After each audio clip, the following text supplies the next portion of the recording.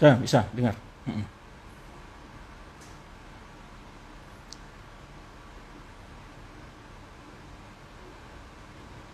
Waalaikumsalam warahmatullahi wabarakatuh.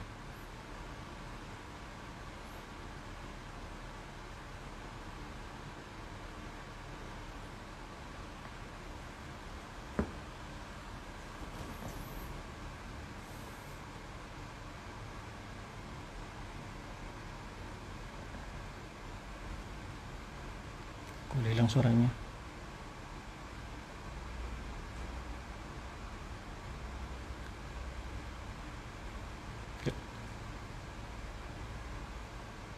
Kok nggak tampil suara? Kok nggak tampil videonya? Suaranya nggak ada.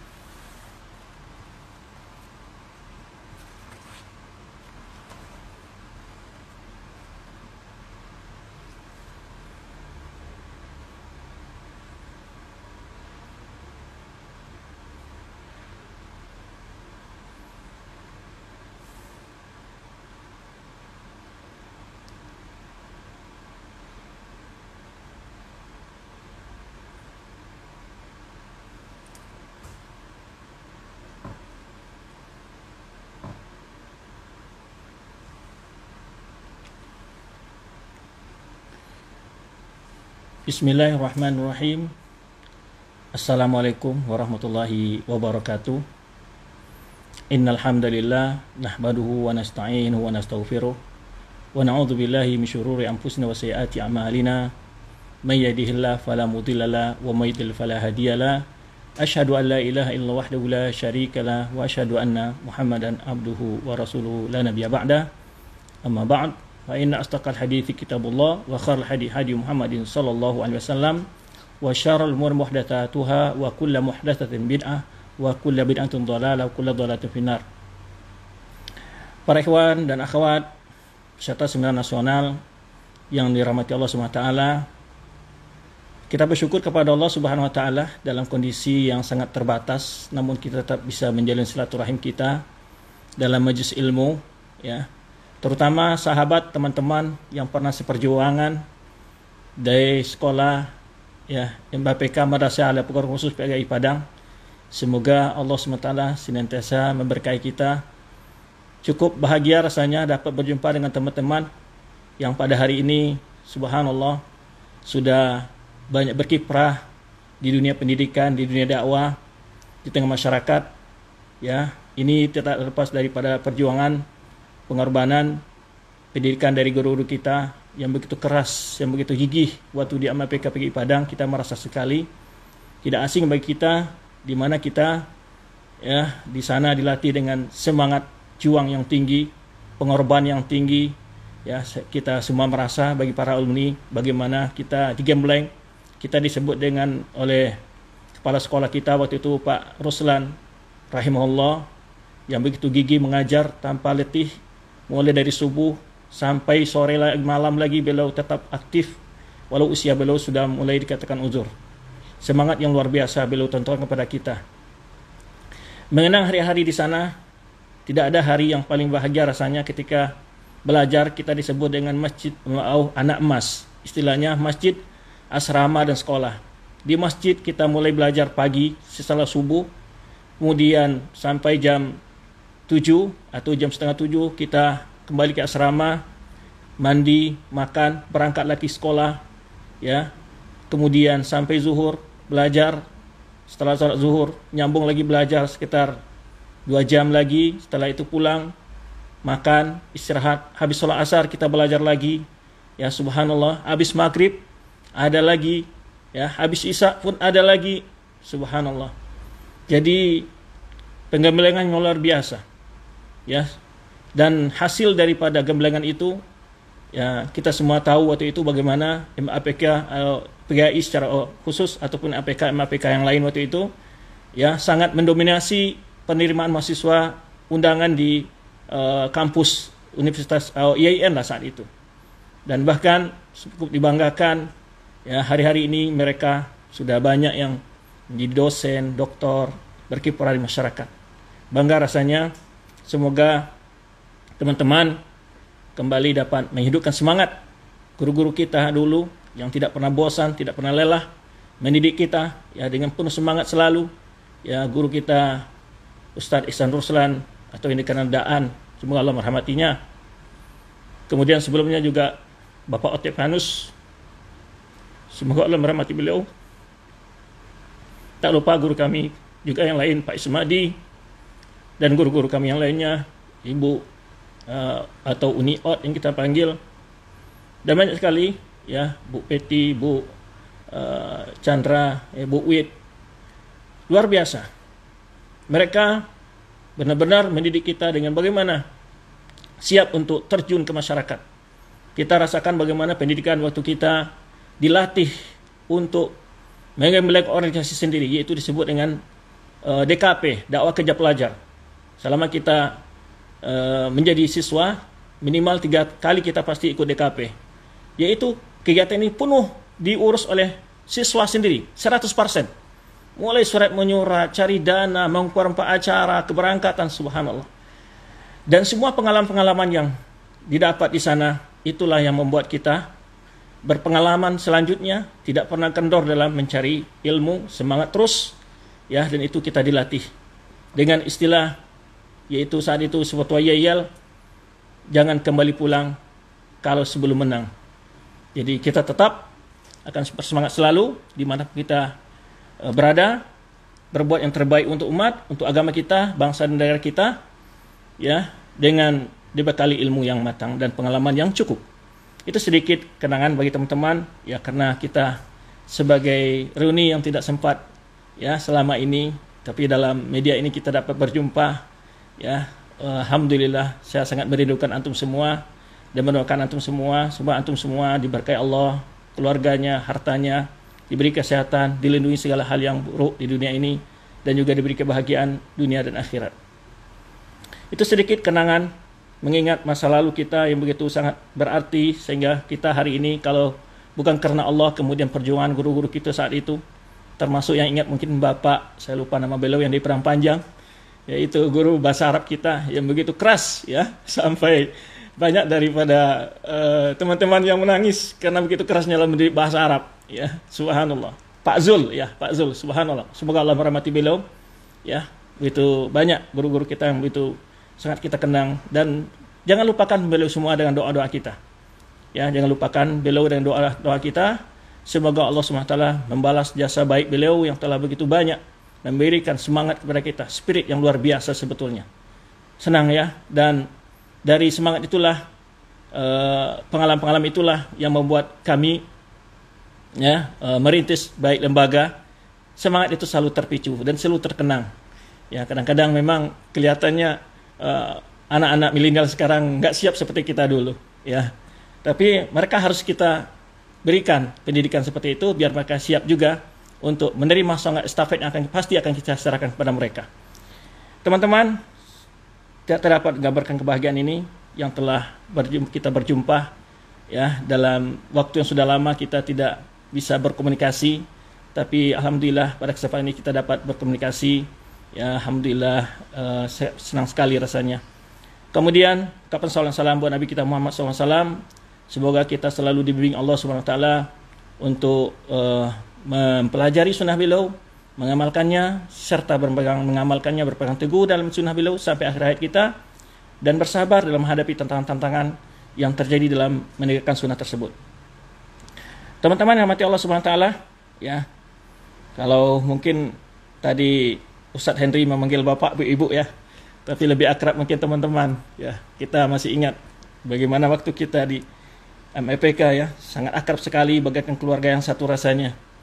Kenikmatan dalam makan bersama, ya, kalau tidak ada ikan, ya, waktu kita ulek cabai aja bahasa orangnya kan, subhanallah, makan bersama-sama dengan segala apa adanya. Subhanallah, perjuangan yang cukup, ya, selalu memberikan makna dan bekas dalam sejarah kehidupan kita dalam menuntut ilmu. Teman-teman, pembahasan ini kita angkat karena efek dan fitnah, pengaruh daripada sebuah isu ini bukan hal yang biasa lagi. Bahkan fitnah ini sudah merambah ke berbagai sektor istilahnya, ya, sudah mencampur baurkan antara hak dan yang batil dan membuat masyarakat bingung.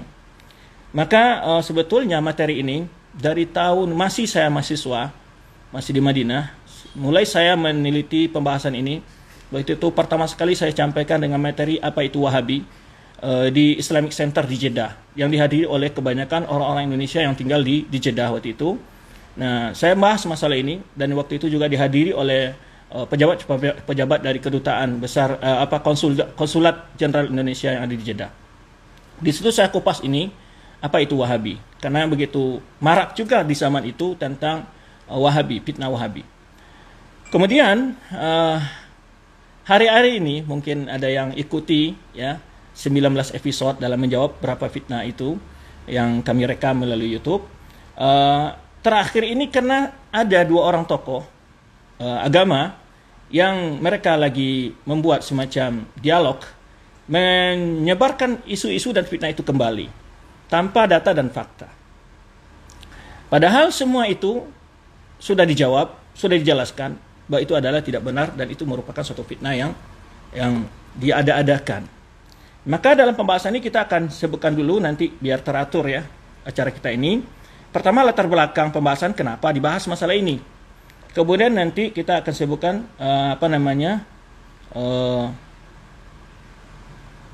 yaitu apa yang melatar belakangi tuduhan justifikasi terhadap Syekh Muhammad Wahab dengan menyebut beliau sebagai Wahabi. Lalu setelah itu apa saja tuduhan-tuduhan tersebut, ya. Kemudian apa jawaban beliau terhadap tuduhan-tuduhan tersebut. Nah, kemudian tadi saya jelaskan tulisan ini pernah juga dimuat dalam beberapa majalah Islam populer nasional, seperti kalau nggak salah di majalah Az-Zakhirah, terbitan dari Sekolah Tinggi Ali bin Abi Thalib. Kemudian juga telah disampaikan dalam beberapa carta kuliah akbar di Indonesia di beberapa kota. Dan juga dimuat di website pribadi saya sendiri, itu zikro.com, dengan judul sama, apa itu Wahabi. Setelah itu saya sempurnakan lagi tulisan ini, lebih matang lagi, akhirnya dimuat dalam lebih mendalamkan penelitian. Saya muat dengan judul Kualifikasi Syekh Muhammad Wahab tentang hakikat dakwahnya dalam jurnal STDI, Jurnal Ilmiah STDI Imam Syu'i Jember. Baik, itu sedikit tentang asal makalah ini. Baik, apa yang melatar belakangi hal ini?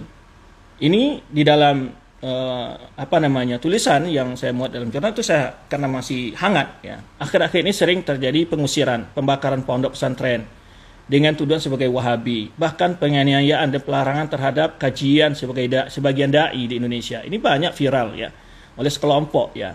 Sehingga isu Wahabi ini dipakai oleh setiap orang yang tidak senang dengan kelompok lain, sudah dianggap Wahabi supaya bisa memprovokasi masyarakat.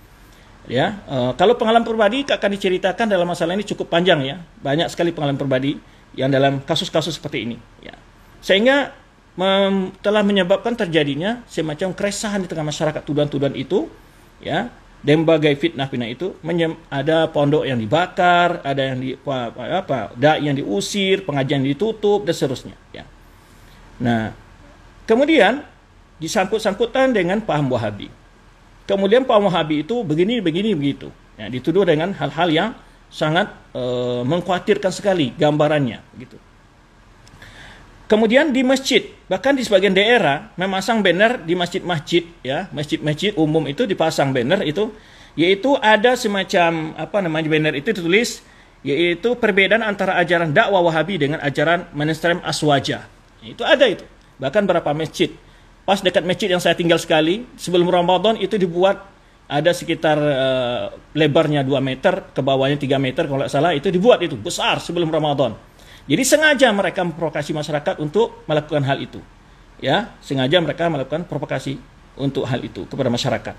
Ya, akhirnya ketika saya bicara dengan takmir masjid, ini siapa yang bikin? Ya, akhirnya katanya ada orang luar yang masang, dan akhirnya beda itu diturunkan oleh masyarakat. Nah, ini yang saya ceritakan pengalaman yang ada, tidak sedikit ya hal ini dipasang di masjid-masjid itu seperti itu, bukan 1-2 masjid ya.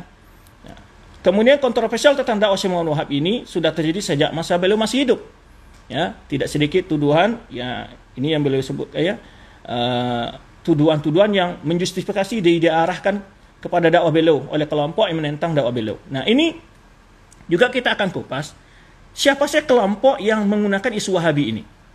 Ya. Jadi kalau kita kupas di sini, sebut sedikit ini, banyak sekali sebetulnya menggunakan ini isu Wahabi ini. Isu Wahabi ini pertama adalah, kalau kita lihat masa dakwah Syekh Muhammad Wahab itu adalah masa di mana dunia Islam di bawah penjajahan kolonial. Baik kalau Indonesia ini ada Prancis, ada Inggris, kalau di Indonesia ada waktu itu Belanda dan Perancis, dan kemudian makanya di dalam kitab Tasihih Khata' Tarikh Wahabi itu dijelaskan ya, orang yang menyebarkan isu ini ya, pertama kali di masa Syekh itu adalah para tokoh-tokoh adat, kemudian yang memiliki kepentingan-kepentingan ini yang menyebarkan, sehingga ini akan kita jelaskan nanti sejarah dakwah Syekh. Nah, ini di waktu ada dakwah yang memperingatkan masyarakat tentang kegiatan-kegiatan yang tidak ada tuntunannya atau apalagi berbau kesyirikan, kemudian juga acara-acara yang menyelisihi ajaran Islam.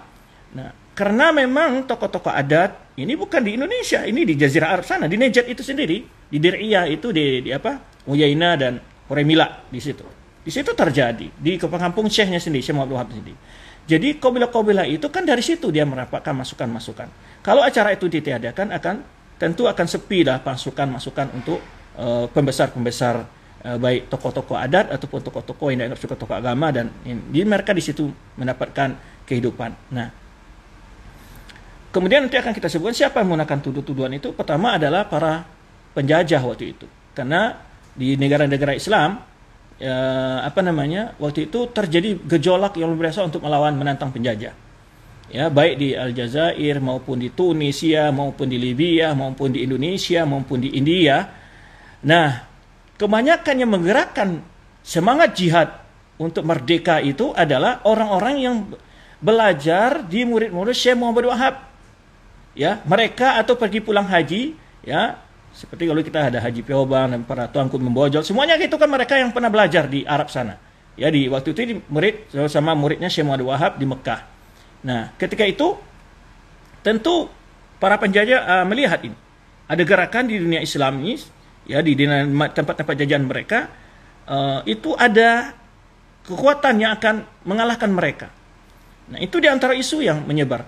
Kemudian kalau kita lihat lagi setelah itu, Syekh Muhammad Wahab ini dakwanya itu tegak saat Khilafah Utsmaniyah sudah mulai roboh. Nah, juga Khilafah Utsmaniyah ini kita tahu Khilafah Utsmaniyah ini adalah penuh dengan ajaran sufi. Kalau yang pergi ke Turki, ya, tidak kemana aja pergi di masjid di Turki itu pasti ada kuburan, ya, kecuali masjid ada di pasar. Karena saya pernah ke Istanbul, ya, saya hampir 1 minggu di situ. Itu saya masuk ke pelosok-pelosok karena mencari manuskrip maktutat itu. Tidak ada masjid yang tidak ada kuburan. Bahkan nisannya besar-besar. Ya, bisa batu besar itu 1 meter, 1,5 meter besarnya begitu. Itu kuburan. Kalau masjid-masjid yang sudah tua, itu pasti ada kuburan begitu banyak sekali. Nah, kalau waktu itu saya sholat hanya di masjid pasar supaya di pasar nggak akan ada kuburan gitu. Nah, untuk menghindari bagaimana bahwa di masa kerajaan Utsmaniyah itu adalah kerajaan mayoritasnya dikuasai oleh ulama-ulama sufi yang mereka sebagian ya kita sekutuan semua ulama sufi seperti itu, tapi mereka ini yang berlebihan dalam mengkultuskan para orang soleh sehingga hal-hal ini ketika dijelaskan kepada masyarakat mereka punya melihat ada kekuatan yang akan juga menggeser kehormatan kemuliaan dari Utsmani ini. Maka mereka juga sebagai hal yang menentang. Maka mereka mau menyusun kekuatan Muhammad Ali Basha bekerja sama dengan Inggris untuk meraih kekuasaan Muhammad Saud yang ada di Najd waktu itu, ya, masuk melalui Yambuk dan memerangi banyak sekali. Kalau kita baca sejarah itu panjang sekali. Jadi itu sebenarnya jadi yang membuat itu resah. Yang meresahkan itu mereka tulislah ke berbagai negara-negara Islam, ke berbagai daerah Islam tentang bahaya dakwah ini. Dalam waktu yang sama Muhammad bin Wahab dan juga Abdul Aziz bin Muhammad ataupun anak dari Abdullah bin Muhammad Saud dan anak-anaknya dan juga Muhammad Saud sendiri, ya, mereka juga menulis menjelaskan hakikat dakwahnya. Akhirnya sebagian negara Islam itu pun paham. Di dalam kitab tarikh Tasyikh atau Tarikh Wahabi ini banyak sekali bukti-bukti daerah-daerah yang dipengaruhi dan kemudian mereka setelah berhaji dan mengkonfirmasi langsung kepada Raja Saudi Arabia, melihat kenyataan mereka justru mengetahui hakikat dakwah dan mereka menjelaskan kepada masyarakatnya bahwa tuduhan-tuduhan itu tidak benar sama sekali. Ini banyak di sini bukti-bukti surat-surat pernyataan-pernyataan daripada tokoh-tokoh yang sudah langsung konfirmasi kepada baik para ulama yang ada di Haramain Mekah dan Madinah ataupun langsung bertemu dengan karena raja-raja yang ada di Maroko atau di Aljazair ataupun di daerah-daerah lain dari Islam lainnya, itu mereka langsung konfirmasi dan ketemu, dan mereka semua menyatakan kami tidak melihat secara zahir ada hal-hal yang bertentangan dengan ajaran Islam. Nah, itu yang memprovokasi. Ditambah lagi waktu itu yang menambah lagi adalah setelah sebetulnya di saat kekuasaan Saud ini tegak, ada permusuhan yang berat juga, yaitu kelompok Syiah Rafidhah. Maka kalau antum lihat, ya ada di YouTube banyak sekali, ketika orang-orang Iran mengeksekusi orang Sunni, orang Syiah mengeksekusi orang Sunni, pasti dia pakai yel-yel Wahabi. Dan pernah saya tampilkan video ini waktu saya membahas tentang bagaimana sepak terjang Syiah dalam sejarah kebencian Syiah terhadap Islam gitu, ya, dari masa ke masa saya kupas, kemudian saya tampilkan videonya bagaimana mereka setiap ada eksekusi Ahlussunnah, ulama Ahlussunnah mereka tangkap dengan tuduhan begitu sebagai Wahabi. Bahkan ketika mengeksekusi mereka mainkan yel-yel Wahabi, ya, Wahabi begitu. Nah, ini yang menyebarkan. Kemudian menyambunglah dengan berbagai tokoh-tokoh mutasawwifah, ahli tasawuf di berbagai negara Islam untuk tetap menjadikan ini sebagai senjata untuk membentengi akidah mereka dan pengikut mereka dari pengaruh penjelasan tentang akidah-akidah yang sesuai dengan Al-Quran dan Sunnah ini. Nah, ini yang sebenarnya yang terjadi. Karena di antara tuduhan mereka akan katakan mereka anti ziarah kubur, anti tawasul, anti syafaat, semacam nanti akan banyak sekali mereka tuduhan-tuduhan itu. Baik. Nah ini ya kelompok yang ini menjustifikasi diarahkan kepada dakwah beliau oleh kelompok yang menentang dakwah beliau. Ini di masa hidup beliau. Mereka tidak segan menyebarkan berbagai tuduhan yang bertujuan sebagai pembunuhan karakter. Tidak jarang pula tuduhan-tuduhan tersebut dijadikan sebagai alat untuk provokasi oleh pihak-pihak tertentu untuk pengaruh dalam meraih berbagai tujuan mereka. Bahkan di Indonesia saja kalau lihat sejarah Indonesia, ya itu banyak sekali. Kalau dahulu sebelum maraknya dakwah salafi di Indonesia, itu tuduhan-tuduhan Wahabi sering diarahkan kepada Muhammadiyah, kepada Al-Irsyad, kepada apalagi itu Perti ya, bukan yang ini yang di Bandung apa namanya Persis ya, betul Persis ya. Nah pokoknya yang berseberangan dengan ormas tertentu itu dianggap mereka Wahabi. Tapi kalau kita lihat para ulama-ulama Indonesia juga banyak menjelaskan hal ini, seperti Buya Hamka dan bahkan Presiden Indonesia sendiri Soekarno dalam bukunya menjelaskan bahwa bagaimana yang dimaksud dengan Wahabi itu. Tetapi masih saja sampai hari ini banyak orang-orang yang sudah terpelajar tapi tidak langsung menelaah apa paham dan kajian sebetulnya yang mereka pelajari, kita mereka jadikan sebagai pandu mereka. Nah, kemudian setelah sebagian besar berbagai tuduhan tersebut sudah beliau klarifikasi waktu beliau masih hidup ya kepada daerah Jazirah Arab. Jadi beliau pernah berkirim surat ke Syam, ke Irak, ke Madinah, Makkah, kemudian juga ke Ahmad Qasim dan berbagai tempat. Kemudian jadi kita membahas masalah ini untuk menjelaskan kepada umat apa hakikatnya dakwah beliau. Kemudian setelah itu saya memakai makalah yang saya pakai, ini makalah yang saya tulis di jurnal STDI.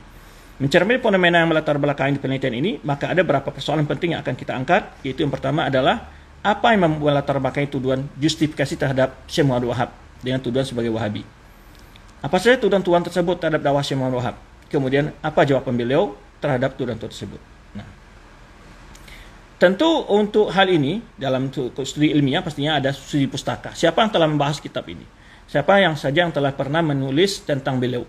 Banyak sekali sebetulnya bagi yang melihat dalam tulisan apa itu Wahabi, itu saya sudah sebutkan berbagai buku-buku yang telah mengkonfirmasi tuduhan-tuduhan ini. Ada sekitar berapa ya? Banyak sebetulnya dalam makalah tersebut telah saya sampaikan. Ada sekitar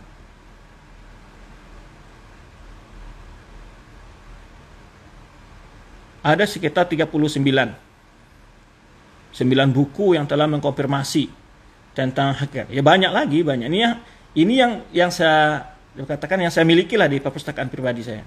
Jadi seperti ini buku-buku yang saya ada di meja ini, ada beberapa buku di sini. Semua alhamdulillah ada ya. Nah, itu mengkonfirmasi hakikat tanaman. Itu sebagai studi pustaka istilahnya yang telah pernah menulis. Maka apa yang saya sampaikan ini tentu banyak ngambil faedah dari buku tersebut. Taib. Jadi kemudian ya banyak sekali buku-buku yang telah konfirmasi ya, terutama yang paling luas itu adalah Aqidah Syekh Muhammad Wahab ya. Kemudian yang wa atharuhu ya, Aqidah Syekh Muhammad Wahab wa atharuha fil alam islami, itu karya Dr. Soleh bin Abdullah Al-Abud. Ini beliau adalah mantan rektor Universitas Islam Madinah. Itu buku yang paling besar, yang terbesar yang membahas tentang hakikat dakwah beliau yang saya temukan. Kemudian ada buku terbaru seperti ini, bukunya Syekh Profesor Dr. Nasir Abdul Karim Al-Aqal, itu Islamiyah La Wahabiyah. Ini juga banyak menjawab dan mengupas yang permasalahan-permasalahan kontemporer. Ini saya sampaikan, mungkin teman-teman pasti tidak akan puas dengan kesempatan yang sebatas ini untuk penjelasan saya. Biar yang teman-teman yang ada di lembaga pendidikan pasti akan melakukan penelitian-penelitian lebih jauh ya. Kemudian ada di sini kitab yang ditulis oleh ulama India, judulnya Muhammad Wahab Muslih Maghlub wal Muftara Alaihi. Jadi Muhammad Wahab adalah pembaharu yang dizalimi dan muftara alaihi, dan begitu banyak fitnah dan kedustaan terhadapnya. Ini ditulis oleh seorang ulama, yaitu Ustaz Mas'ud An-Nadawi, dan kemudian diterjemahkan ke dalam bahasa Arab. Nah, ini kitabnya.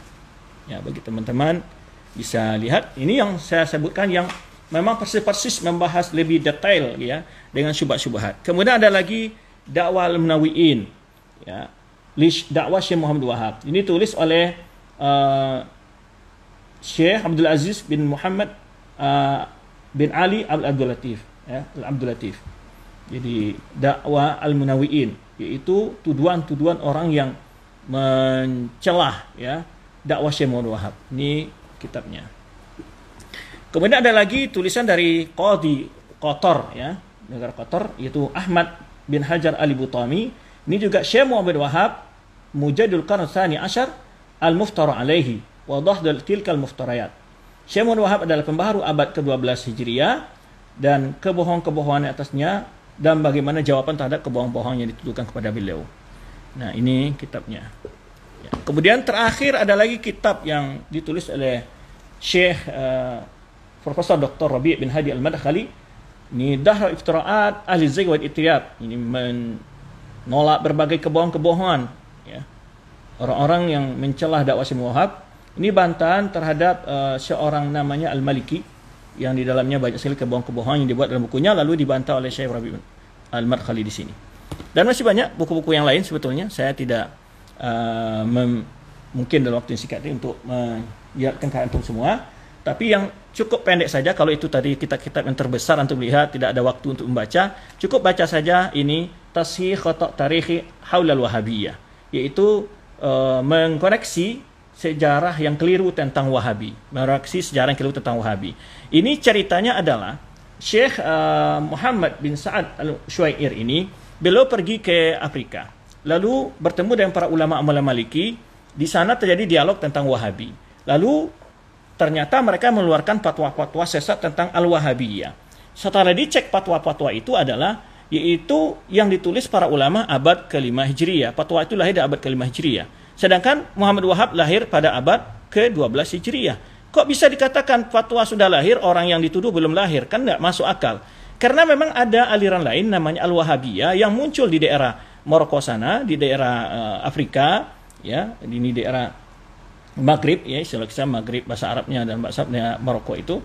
Nah, di situ ada namanya dulu aliran Khawarij Al-Wahabiyah, yaitu pengikut Abdul Wahab bin Abdurrahman bin Rustum yang wafat pada tahun 179 Hijriah, yang hidup di abad ke-2 Hijriah. Nah, jadi orang-orang yang anti dengan dakwah Syekh Wahab menyematkan kesesatan itu dan dituduhkan kepada Syekh Muhammad Wahab. Padahal sangat jauh jaraknya. Syekh Muhammad Wahab di abad ke-12 Hijriah, ini di abad ke-2 Hijriah. Nggak ketemu sama sekali. Ya, tidak ada sedikit pun hubungannya. Tetapi orang-orang yang ingin membuat tuduhan fitnah untuk dia carilah dihubung-hubungkan karena ada kemiripan nama, lalu dijatakan. Nah, ini sedikit hal-hal yang berkaitan dengan studi pustaka atau penelitian yang telah banyak sebetulnya, banyak sekali penelitian tentang ini, ya, tidak bisa kita sebutkan. Nah, itu sedikit. Jadi bagi teman-teman yang ingin mengambil faedah nanti pasti di sini kita tidak akan bisa mengupas berlebar panjang karena waktu yang membatasi kita, ya. Taib, itu berapa hal yang dapat kita. Taib, sekarang sebelum kita melihat tadi kenapa ada timbulnya tuduhan itu. Nah, kita akan lihat nanti kondisi daerah Najd dan sekitarnya dari sisi politik dan keagamaan sebelum dakwah Syekh Muhammad Wahab. Biar kita tahu kenapa tuduhan itu datang.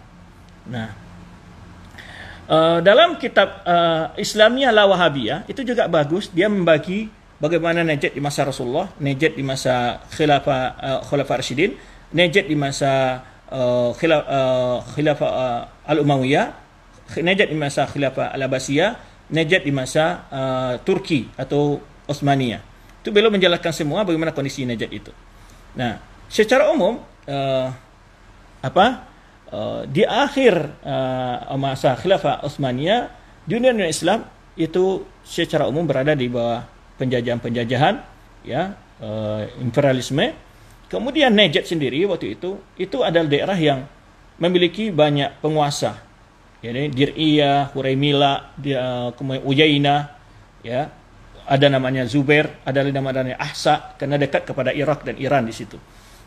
Nah, sebagai penduduk itu banyak sekali yang beraliran berpaham kepada Syiah dan juga aliran Batiniyah sebelumnya, yaitu kita kenal dengan Qaramithah, yang itu daerah-daerah di dekat situ banyak sekali penduduknya waktu itu. Nah, sehingga banyak sekali tersebar perbuatan-perbuatan yang mengarah kepada berlebih-lebihan dalam mencintai orang soleh. Ya. Nah, dengan melihat gambaran sekilas tentang keadaan Jazirah Arab serta negeri sekitarnya, kita akan tahu sebab munculnya berbagai tuduhan negatif terhadap dakwah Syekh Muhammad Wahab. Hal ini akan membuat kita mengerti apa yang melatar belakangi segala tuduhan tersebut. Yang ingin kita tinjau di sini adalah dari aspek politik dan keagamaan serta secara umum dan aspek akidah secara khusus. Dari segi aspek politik, Jazirah Arab berada di bawah kekuasaan yang terpecah-pecah.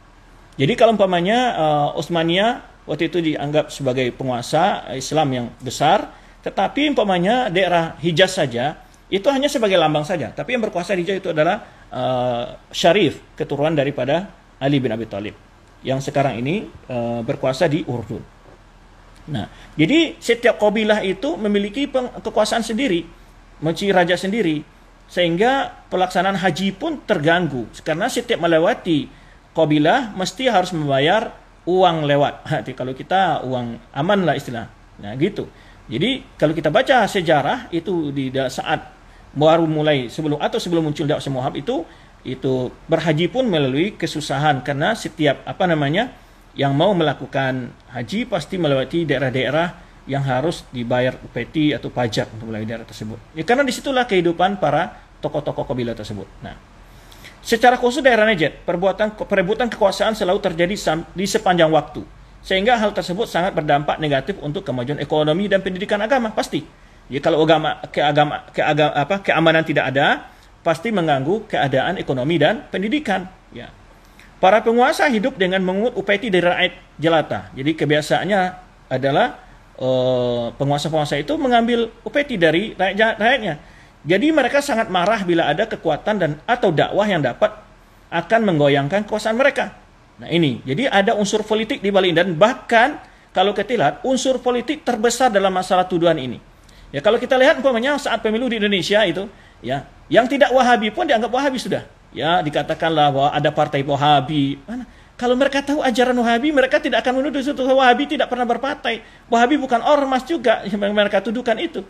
Tapi mereka untuk mencari suara, ya udah, HTI dianggap Wahabi, semua dianggap Wahabi sama mereka. Pokoknya bukan masuk ke gabung ke ormas dia, bukan masuk gabung ke partai dia, dianggap Wahabi. Ini oleh kelompok yang sudah ma'ruf siapa yang memakai istilah Wahabi di Indonesia ini, dia dalam setiap hari dan sepanjang waktu yang menjadi bual mereka sebagai dagang jual mereka untuk dalam berceramah. Ya, kalau enggak ceramahnya enggak hangat kalau tidak membahas Wahabi. Dan itulah kira-kira.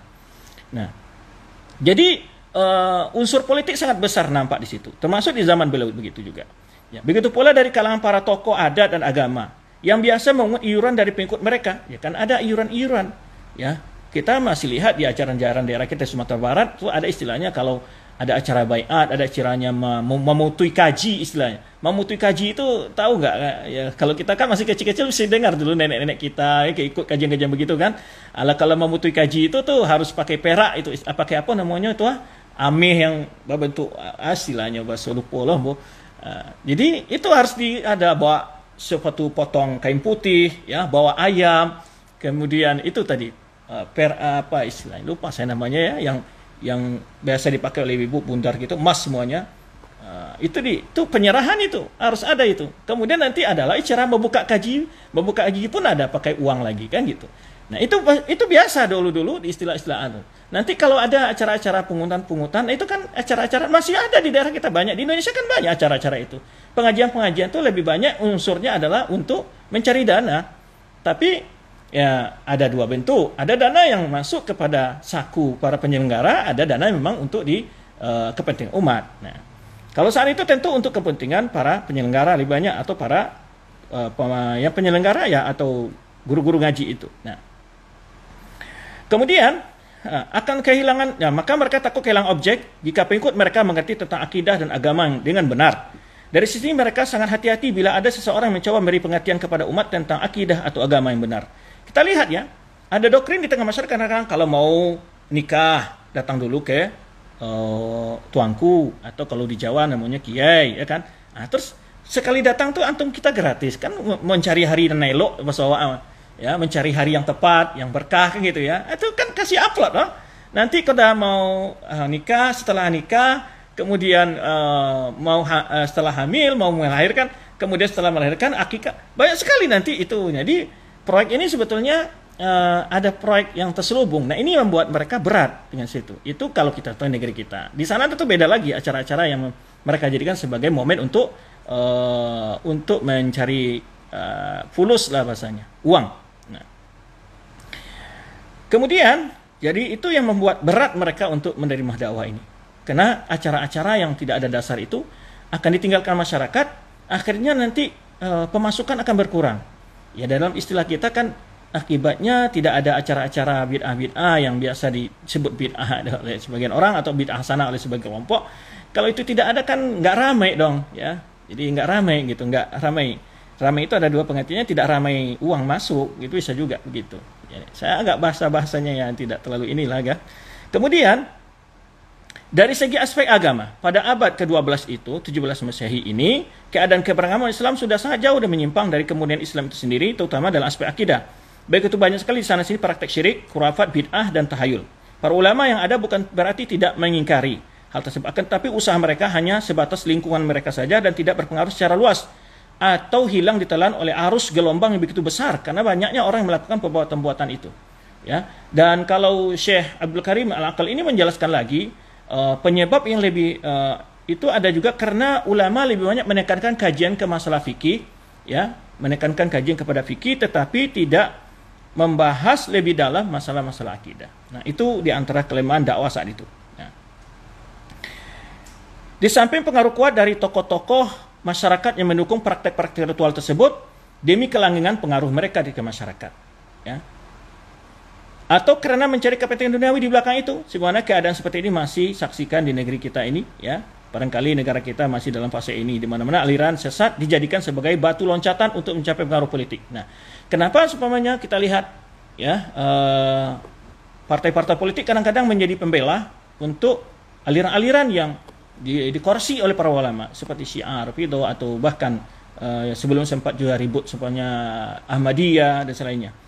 Nah, itu diributkan, ya, dibela karena suaranya bermanfaat. Nah, kalau mereka yang melihat orang Wahabi kan fatwa-fatwa ulama aja mereka berbeda antara boleh menyeblos dan tidak menyeblos dan semacamnya.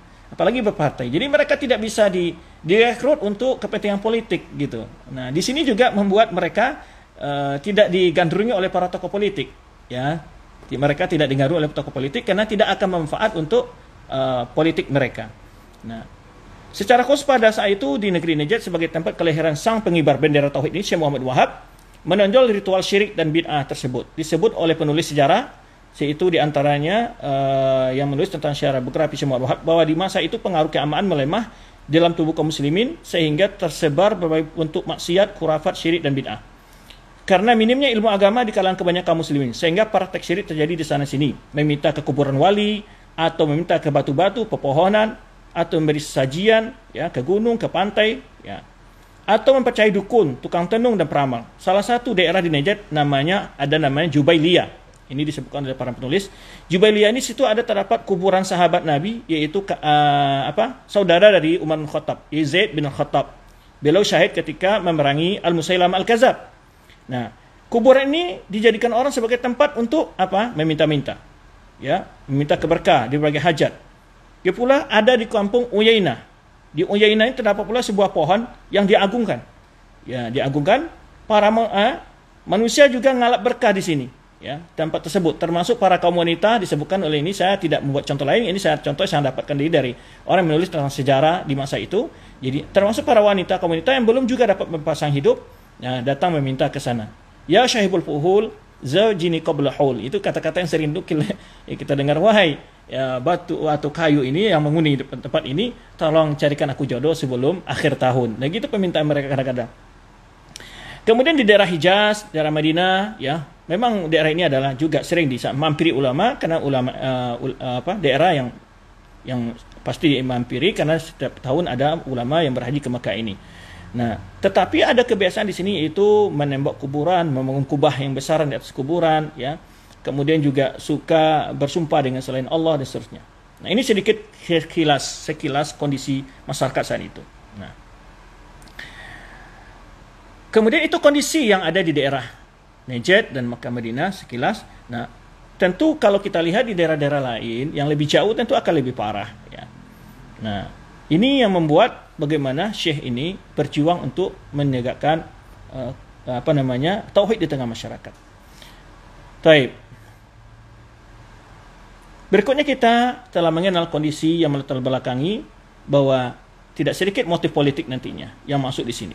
Termasuk setelah berdirinya kerajaan Saudi, yaitu masih belum sampai menguasai Mekah dan Madinah, itu sudah diserang oleh Utsmaniyah dengan mengirim pasukan Ali Basha dan Muhammad Basha, ya, untuk menghabisi. Bahkan kerajaan Saudi ini yang sekarang itu fase yang ketiga.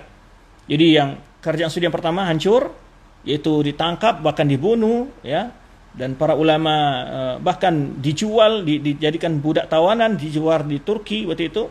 Kemudian berdiri lagi kerajaan Saudi yang kedua, dilawan lagi, dihancurkan lagi, ya, berhasil juntuh lagi. Nah, baru kerajaan Saudi yang ketiga sekarang, ya. Sekarang tuh udah fase yang ketiga. Jadi biar tahu, karena orang nggak tahu, bukan mulus dari awal itu setelah berdiri kerajaan Saudi, tidak. Tetapi mereka pernah diperangai dan dihancurkan. Dan orang-orang yang menuduh Wahabi tidak membaca sejarah itu bagaimana keluarga-keluarga raja itu dijadikan budak, kaum muslimin yang ditangkap dijadikan budak, jual di Mesir, yaitu baca sejarah di sana. Ya, bahkan digantung. Itu salah seorang raja dari turun raja itu ada yang digantung di Turki. Ya, penghinaan yang luar biasa. Ya, bagi orang yang membaca akan tahu sejarahnya. Ya. Kemudian setelah itu, ya, kita akan baca dulu siapa Syekh Muhammad Wahab ini, bagaimana biografi beliau, bagaimana beliau pula dalam menuntut ilmu.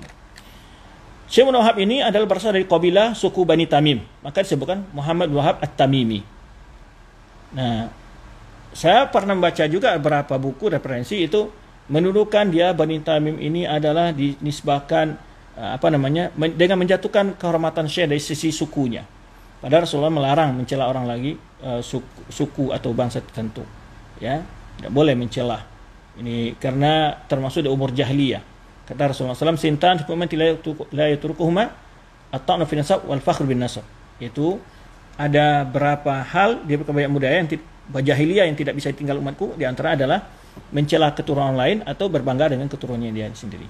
Dalam riwayat ini ditambahkan dengan meratapi mayat, anyah 'alal mait. Baik. Jadi beliau ini dari keturunan Bani Tamim, yang mana Bani Tamim ini mendapat pujian dari Rasulullah SAW. Ya, ini keutamaan Bani Tamim secara umum. Tapi bukan berarti semua orang yang di Tamim mendapat kepujian ini. Tentu yang dimaksud adalah orang-orang beriman. Nah, di mana Abu Hurairah mengatakan, aku mencintai Bani Tamim semenjak aku mendengar Rasulullah SAW itu menyebutkan tentang keutamaan mereka. Di antaranya Rasulullah SAW mengatakan, hum asyadu ummati ala dajjal. Mereka adalah umatku yang paling keras dalam menentang Dajjal. Kemudian juga ketika datang zakat Bani Tamim, Rasulullah menyebutkan hadhi sadaqatu qaumina. Ini adalah zakat dari kaum kita. Kemudian kata Abu Hurairah, pernah pula satu wanita tatawan dari Bani Hanifiyah. Ini dari Bani Tamim ini, seorang yang ditawan, ya, menjadi budak di Aisyah radhiyallahu anha. Jadi bagian Aisyah radhiyallahu anha. Maka Rasulullah mengatakan, "I'tiqiha, merdekakanlah budak itu, fa innaha min waladi Ismail." Karena dia dari keturunan dari Ismail. Nah, ini keutamaan, ya, dari Bani Tamim ini. Beliau lahir di tepatnya pada tahun 1115 Hijriah. Itu bertepatan dengan tahun Masehinya sekitar 1703 Masehi. 1703 Masehi atau 1115 Hijriah. Nah, di satu perkampungan di daerah Najd yang bernama Uyainah. Dan beliau dilahirkan di tengah keluarga yang alim, para ulama. Bapaknya qadhi, kakeknya juga qadhi, ya, pamannya juga demikian, ya. Di tengah lingkungan keluarga ulama, kakek dan bapak beliau merupakan ulama yang terkemuka di negeri Najd. Ya, kemudian pamannya juga, ya. Belum berumur 10 tahun beliau sudah menghafal Al-Qur'an. Kemudian belajar bersama orang tuanya dan pamannya, ya, dengan model kecerdasan ditopang oleh semangat yang tinggi, beliau berpetualang dalam menuntut ilmu ke negeri-negeri tetangga, Basra, Kufah, Hijaz. Itu daerah ya. Basra dan Kufah lebih dekat ke Najd. Kemudian Hijaz, ya Makkah dan Madinah. Sebagaimana lazim para ulama sebelum berdakwah pasti mereka membekali diri dengan ilmu yang bermanfaat. Nah, kemudian setelah itu beliau telah memiliki ilmu, beliau kembali dari petualangan ilmu, beliau mulai berdakwah di kampung Huraimila. Jadi beliau lahir di Uyainah, kemudian berdakwah mulai di Huraimila. Kenapa? Karena ayah beliau menjadi qadi di sana, jadi hakim ya di kampung Huraimila ini. Di samping berdakwah, beliau tetap belajar bersama ayah beliau sendiri. Setelah ayah beliau meninggal pada tahun 1153 Hijriah, beliau semakin gencar mendakwahkan tauhid. Ternyata kondisi situasi Huraimila kurang menguntungkan untuk berdakwah di sana, ya, karena ditekan oleh pemimpinnya, oleh masyarakat yang tidak senang. Akhirnya beliau berhijrah ke Uyainah, tempat kelahiran beliau. Nah, kemudian ya, ternyata penguasa Uyainah ini saat itu memberikan dukungan dan bantuan untuk dakwah beliau. Jadi mulailah gerakan ekonomi, karena kalau ada tempat santri banyak orang berdatangan, ramai tempat itu. Akhirnya kecemburuan dari pihak-pihak lain mengancam, yaitu tokoh Uyainah ini atau kepala pimpinannya atau kita raja atau amir Uyainah ini diancam, atau bupatinya diancam oleh kekuasaan-kekuasaan lain atau kabilah-kabilah lain untuk harus menghentikan dakwah Syekh Muhammad Wahab ini. Nah, akhirnya penguasa Uyainah mendapat tekanan dari berbagai pihak, maka beliau berpindah lagi ke Uyainah. Dari Uyainah pindah ke Dir'iyah. Jadi pertama lahir di Uyainah, berdakwah di Huraimila. Setelah di Huraimila tidak mendapatkan tempat yang baik dalam kondisi dakwah yang tidak memungkinkan, beliau pindah ke Uyainah, tempat lahir beliau lagi yang asalnya beliau sana. Kemudian saat mulai dakwah mulai bangkit, pimpinan dari Uyainah mendapat tekanan dari kabilah-kabilah lain, akhirnya beliau berpindah ke Dir'iyah. Nah, karena beliau sudah dikenalkan, dakwah beliau sudah pasti muridnya banyak, dia juga ada di Dir'iyah. Ternyata anak-anak yang belajar dari Dir'iyah kepada beliau waktu di Uyainah ini pulang memberitahu raja atau penguasa Dir'iyah yang bernama Muhammad Ibn Su'ud. Nah, ketika Syekh Muhammad datang ke Dir'iyah ini, beliau tidur di salah seorang rumah murid beliau. Kemudian, yang mana istri dari Raja Muhammad Ibn Su'ud ini sudah mengikuti pelajaran dan ajaran yang dibawa yang disampaikan oleh Syekh Muhammad Wahab, mengenal tauhid, akidah dan ilmu. Akhirnya istrinya ini memberikan masukan kepada suaminya untuk menemui Syekh Muhammad Wahab dengan beritahu bahwa telah datang ke negeri kamu ini seorang orang yang terhormat, orang yang berilmu, ulama besar. Lebih baik engkau mendatanginya, ya, untuk memberikan pelayanan sebagai tamumu, ya gitulah. Seorang istri yang soleh, dia memberikan masuk kepada suaminya. Nah, setelah itu akhirnya terjadi pertemuan antara Syekh Muhammad Wahab dengan Muhammad Ibn Su'ud ini. Nah, ketika itu terjadi pertemuan, ada tekan kontrak yang dimana Muhammad Ibn Su'ud siap mendukung dakwah beliau, tetapi dengan syarat jangan dilarang dulu beliau Muhammad Ibn Su'ud untuk mengambil pajak dari rakyat Dir'iyah.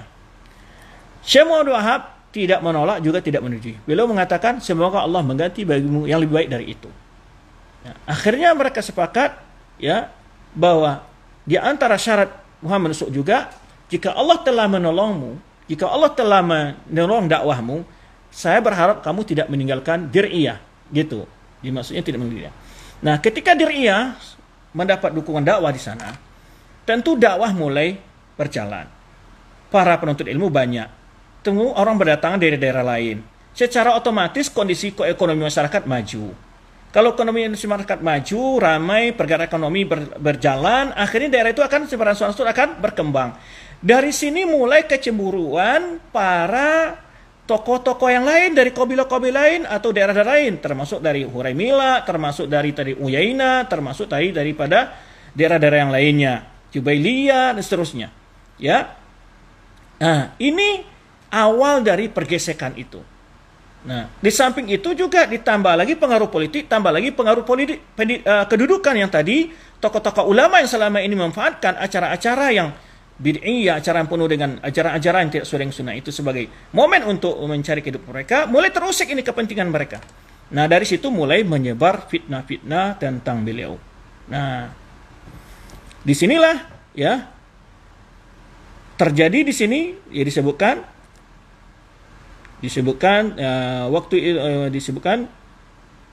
Dalam ceritanya ternyata masalah dirinya telah banyak mendengar ternyata masyarakat dirinya telah banyak mendengar tentang dakwah beliau melalui murid-murid beliau, termasuk sebagian di antara murid beliau adalah keluarga penguasa Dir'iyah. Akhirnya timbul inisiatif dari sebagian murid-murid beliau untuk memberitahu pemimpin Dir'iyah tentang kedatangan beliau. Maka dengan rendah hati Muhammad bin Mas'ud sebagai pimpinan Dir'iyah waktu itu mendatangi tempat di mana Syekh Muhammad Wahab menumpang. Maka dari situ terjadi perjanjian yang penuh berkah bahwa di antara keduanya saling berjanji akan bekerjasama dalam menegakkan agama Allah. Perjanjian tersebut akhirnya pun mendapat penentangan dari kelompok menentang dakwah beliau. Mereka berusaha dengan berbagai cara untuk melemahkan dan menjatuhkan kekuasaan Muhammad bin Mas'ud, sehingga mereka mengintimidasi dan mengucilkan orang-orang yang loyal terhadap dakwah Syekh Muhammad bin Wahab. Jadi di daerah-daerah lain, murid-murid beliau yang ada di daerah lain, baik dari Uyainah tadi atau dari daerah Huraimila, itu mereka tinggal di sana dapat tekanan-tekanan dari penguasa ataupun dari tokoh-tokoh masyarakat yang anti lah dengan dakwah Syekh Muhammad. Nah, ini persoalan yang dihadapi. Jadi kalau ada terjadi umpamanya memang ada perperangan ketika pengikut-pengikut Syekh ataupun orang-orang luar itu ingin menyerang Dir'iyah, ingin menyerang kekuasaan Muhammad bin Mas'ud, itu terjadi. Nah, awalnya dalam sejarah itu tidak pernah mereka melakukan ekspansi, tidak pernah. Ketika Muhammad bin Mas'ud ini, orang-orang di Dir'iyah pergi berhaji, itu dihalang-halangi bahkan membayar pajak setiap kabilah-kabilah lewati. Nah, ada yang tidak mau, mereka menutup jalan dengan secara tidak bisa negosiasi. Nah, ini yang ke akhirnya harus dengan cara politik, dengan kekuatan. Itu yang kadang-kadang dimanfaatkan isunya oleh orang. Kalau masalah perebutan kekuasaan terjadinya, hal itu bukan di masa Muhammad Wahab saja, bukan di masa Muhammad Mas'ud saja. Kalau dibaca tarikh Umayyah, dibaca sejarah Abbasiyah, di sana banyak sekali perebutan kekuasaan-kekuasaan. Kenapa yang ditilik ini saja yang disalahkan ini terjadi peperangan? Bahkan peperangan terjadi itu dalam rangka membela diri mereka, ya. Kebanyakan dalam rangka membela diri mereka. Nah, kemudian apa saja bentuk-bentuk tuduhan? Nah, ini poin yang berikutnya. Apa saja yang dituduh? Nah, karena hari demi hari dakwah Syekh Muhammad Wahab semakin besar dan meluas, akhirnya mereka para penentang dakwah Syekh Muhammad Wahab tidak mampu lagi untuk melawan dengan kekuatan, tidak bisa dengan senjata. Maka mereka berpindah arah dengan memfitnah dan menyebarkan isu-isu bohong supaya mendapat dukungan dari pihak lain untuk menghambat laju dakwah tersebut. Di antara fitnah yang terbesar adalah sebutan Wahabi untuk orang-orang yang menerima dakwah Syekh Muhammad Wahab. Hal ini adalah sebutan kelaziman bagi setiap penyuruh kepada kebenaran. Ini pasti akan menghadapi berbagai tantangan dan onak duri dalam menghadapi perjalanan dakwah. Tentu ini. Nah, di sini di dalam kitab Tarikh Dakwah Wahabi ini dijelaskan pihak-pihak mana saja, ini dibagi di sini, ya, yang menentang dakwah beliau, yaitu disebutkan pengaruh dakwah ini luar biasa, ya. Di halaman 55 itu dijelaskan di sini. Pertama adalah para imperialisme, jadi para penjajah, dimulai dari Inggris yang ada di India. Nah, jadi di India itu bangkit gerakan untuk membela kaum muslimin, ingin berjihad mengusir Inggris. Nah, dan Inggris juga berhasil menciptakan sebuah ajaran Ahmadiyah untuk mengadu domba sama kaum muslimin. Namun itu betul tidak berhasil, dan akhirnya mereka mencap setiap orang yang ingin memerdekakan dari kaum muslimin, ingin merdeka dari India ini, melawan penjajah, ya, Inggris terhadap India, itu disebut dengan Wahabi. Dan ini disebutkan beberapa contoh di sini, banyak sekali bukti-bukti yang disebutkan di sini, ya. Disebutkan dengan lihat Satlir, salah seorang yaitu jenderal dari Inggris, itu menceritakan perkara seperti ini, ya. Kemudian juga Prancis, ya, Prancis. Nah, di ini adalah Prancis penjajahannya daerah bagian utara Afrika. Bagian utara Afrika itu jajahan Prancis. Di sana pun bermunculan dakwah di sini, ya.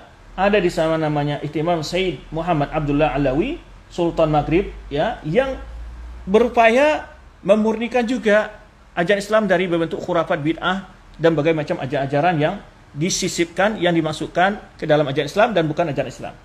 Nah, ini orang-orang Perancis pun merasa ini yang melakukan gerakan-gerakan ini adalah orang-orang yang telah terindikasi belajar ke Muhammad Wahab. Nah, ini yang membuat mereka.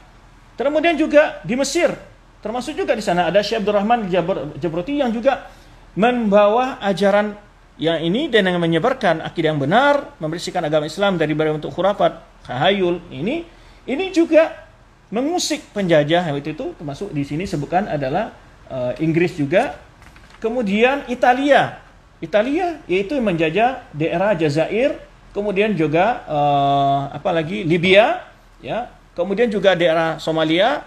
Nah, di sana ada orang-orang yang pulang haji, yang itu mereka berdakwah. Ya, ini dan dakwah ini adalah akan membawa kekuatan bagi muslimin yang tidak bisa ditawar-tawar akidah mereka. Kemudian juga di Indonesia, Holanda, ini Belanda, jajahan Belanda. Ini disebut di sini oleh beliau di Sumatera.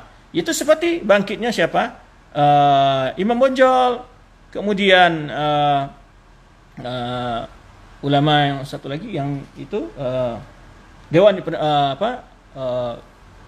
Diponegoro dan para pejuang-pejuang lain, ya, termasuk lahirnya Muhammadiyah. Kemudian muncul gerakan-gerakan keagamaan yang menyuarakan jihad waktu itu. Nah, ini yang mereka lihat, ini orang-orang yang berakidah benar ini akan merusak kepentingan para imperialisme ini. Nah, mereka lah yang menulis, para orientalis menggambarkan ini semua dengan bentuk bagaimana supaya merusak citra dakwah ini. Nah, itu di antara yang di luar Islam. Yang di dalam Islam, itu yang tadi kita sebutkan, kepentingan-kepentingan kelompok, pribadi terusik. Terutama lagi ulama-ulama yang memang menjadikan proyek ajaran agama ini dalam acara-acara ritual-ritual yang tidak ada tuntunan itu. Nah, itu ya, terutama yang lebih getol lagi tentu adalah yaitu adalah dinasti Utsmaniyah, disebut dengan kerajaan Turki itu, ya, itu yang lebih juga menyebarkan kebanyakan, dan mereka mengirim buku kemana-mana. Dan ini disebutkan, dibongkar di sini, terbukti orang-orang yang dapat buku itu mengaku, dan kemudian mereka mengklarifikasi langsung kepada musim haji, di antara tokoh-tokoh negara mereka langsung dikasih kepada Raja Arab Saudi waktu itu seperti Abdul Aziz dan lain-lainnya. Itu mereka langsung klarifikasi tentang tuduhan-tuduhan itu. Nah, setelah mereka klarifikasi, mereka tahu hakikat itu. Nah, ini hal yang menyebabkan lahirnya tuduhan-tuduhan tersebut. Baik. Disebar kemudian ini jelas ya, setiap orang yang berdakwah kepada kebenaran akan ada tuduhan-tuduhan, itu biasa, ya. Tapi kita perlu menjelaskan hakikatnya. Nabi Rasul, para anbiya, terutama Rasulullah SAW dituduh sebagai tukang sihir, ya, dituduh pembohong, ya, pemecah belah dan seterusnya. Baik. Tidak sedikit ya orang-orang yang memperjuangkan akidah yang benar pasti mendapat tuduhan dan hinaan, celaan. Ini wa kadzalika ja'alna, ini kata Allah Subhanahu wa taala, likulli nabiyyin aduwwan syayatinal insi wal jin. Demikian kami jadikan setiap nabi itu ada musuh dari setan dari manusia dan setan dari jin. Yuhi ba'dhum ila ba'dhin zukhrufal qawli ghurra. Sebagai mereka membisikkan pada yang lainnya tentang perkataan-perkataan indah sebagai tipuan, ya. Walau syaa rabbuka ma fa'alu, walau Tuhanmu berkehendak mereka tidak akan melakukannya. Fadharahum wa ma yaftarun. Biarkan mereka dan apa yang mereka tuduhkan itu, gitu. Nah, kemudian jadi sudah hal lumrah lah sejarah para nabi, tidak seorang pun di antara mereka yang tidak pernah menghadapi tantangan dari kaumnya. Bahkan di antara mereka ada yang dibunuh, termasuk Nabi kita Muhammad SAW diusir dari tanah kelahirannya, ya. Beliau dituduh sebagai orang gila, sebagai tukang sihir, sebagai penyair, ya. Hal yang sama juga dialami oleh para ulama yang mengajak kepada ajarannya di sepanjang masa. Ada yang dibunuh, dipenjara, disiksa dan sebagainya. Atau tuduhan dengan tuduhan yang bukan-bukan untuk memojokkan mereka di hadapan manusia supaya orang lain dari kebenaran yang mereka serukan. Nah, ini suatu hal yang yang sudah sunatullah dengan demikian, ya, adanya orang-orang yang selalu berdiri menghadang perjalanan dakwah ini. Baik. Kemudian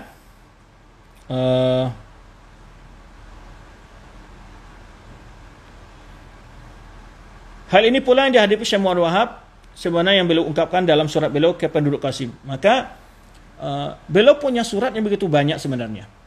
Benar kirim ke Syam, ke Irak, ya, kemudian ke ulama Makkah, Madinah, dan beberapa daerah-daerah Islam saat itu. Beliau menulis surat tentang hakikat dakwah beliau, karena juga para penentang dakwahnya seperti Ibnu Suhaib, ya, dan orang-orang menentang dakwah beliau pun menyebarkan isu-isu informasi itu dengan cara menulis surat kepada tokoh-tokoh, pejabat-pejabat yang ada saat itu. Nah, ini bunyi surat beliau ketika mengklarifikasi salah satu tuduhan yang dibuat oleh Ibnu Suhaib namanya, yaitu kepada penduduk Qasim. Beliau mengklarifikasi sendiri. Nah, di sini akan kita lihat apa tuduhan. Beliau berkata dalam surat beliau kepada penduduk Qasim, kemudian tidak tersembunyi lagi atas kalian, saya mendengar bahwa surat Sulaiman ibnu Suhaim, jadi nama orang ini Sulaiman ibnu Suhaim, seorang penentang dakwah beliau, telah sampai kepada kalian. Jadi dia buat surat sana. Lalu sebagian antara kalian, kata beliau, kata Syekh Muhammad Wahab, percaya terhadap tuduhan-tuduhan bohong yang ia tulis, yang mana saya sendiri tidak pernah mengucapkannya, bahkan tidak pernah terlintas dalam ingatanku seperti tuduhannya. Jadi terlintas saja dalam otaknya, nggak pernah, apalagi untuk mengatakannya, kata beliau. Ya. Nah, apa tuduhan-tuduhan itu? Nah, ini tuduhan-tuduhannya. Beliau klarifikasi saja, dan hari ini masih ada yang menuduh beliau seperti itu. Bahwa saya mengingkari kitab mazhab yang 4. Nah, itu tuduhannya. Tidak mau mengimani, tidak belajar kitab para ulama yang bermazhab, anti bermazhab, segala macam. Bahwa saya mengatakan bahwa manusia semenjak 600 tahun yang lalu sudah tidak lagi memiliki ilmu. Nah, ini tuduhan. Dikatakan bahwa Muhammad mengatakan demikian. Kemudian bahwa saya mengaku sebagai mujtahid. Nah, ya sebagai mengaku Muhammad Wahab itu tidak pantas mujtahid, saya mengaku sebagai mujtahid. Kemudian bahwa saya mengatakan bahwa perbedaan pendapat antar ulama adalah bencana. Ini tuduhan-tuduhan yang dia sampai kepada telinga Syekh yang dikirim kepada rakyat Qasim ini. Bahwa saya mengkafirkan orang yang bertawasul dengan orang-orang soleh. Bahwa saya pernah berkata jika saya mampu saya akan runtuhkan kubah yang ada di atas kubur Rasulullah SAW. Coba tuduhannya. Ini masih ada tuh di dalam buku-buku. Ya, hari ini masih menyebarkan itu. Bahwa saya pernah berkata jika saya mampu saya akan ganti pancuran Ka'bah dengan pancuran kayu. Bahwa saya mengharamkan ziarah kubur. Ini tuduhan. Bahwa saya mengkafirkan orang yang bersumpah dengan selain Allah. Jawaban saya untuk tuduhan-tuduhan ini adalah, kata beliau, sesungguhnya ini hada buhtanun azim, adalah kebohongan yang nyata. Lalu beliau membaca firman Allah Subhanahu wa taala, ya ayyuhalladzina amanu in ja'akum fasiqun binaba'in fatabayyanu, wahai orang-orang beriman, bila sampai kepada kalian sebuah berita yang dibawa oleh orang fasik, maka konfirmasi lebih dulu. Jangan langsung percaya. Antusibu qaumin bijahalatin fatasbu 'ala ma fa'altum nadimin. Jangan sampai kalian mencela sekelompok orang, lalu dengan tuduhan itu membuat kalian menyesal atas perbuatannya. Kemudian komentar saya di sini, komentar tuduhan tersebut di atas bisa dilihat dalam kitab Ad-Durrassaniyah fi Raddi 'alal Wahabiyah karya Ahmad Zaini Dahlan. Ada kitab karya Zaini Dahlan, itu penuh dengan tuduhan-tuduhan seperti itu. Sebagian dari tuduhan tersebut telah beliau klarifikasi dalam beberapa surat pribadi beliau, di antaranya surat beliau kepada seorang tokoh bernama Abdullah bin Suhaib, dan kepada para ulama di kota Makkah. Dan beliau menjelaskan tentang hal-hal yang melatar belakangi berbagai tuduhan tersebut yang disebar ke berbagai penjuru oleh pihak yang menentang dakwah beliau. Nah, ini sebab menyebarnya tuduhan-tuduhan Wahabi tersebut. Beliau mengklarifikasi, berbagai tuduhan yang tersebut di atas akan terbukti sebagai fitnah dan propaganda dari orang yang membenci dakwah Syekh Muhammad Wahab. Bagi siapa saya membaca kitab-kitab yang beliau tulis atau membaca klarifikasi yang beliau jelaskan dalam surat-surat pribadi beliau, berikut ini adalah replika klarifikasi yang beliau tulis dalam salah satu surat beliau kepada masyarakat Qasim.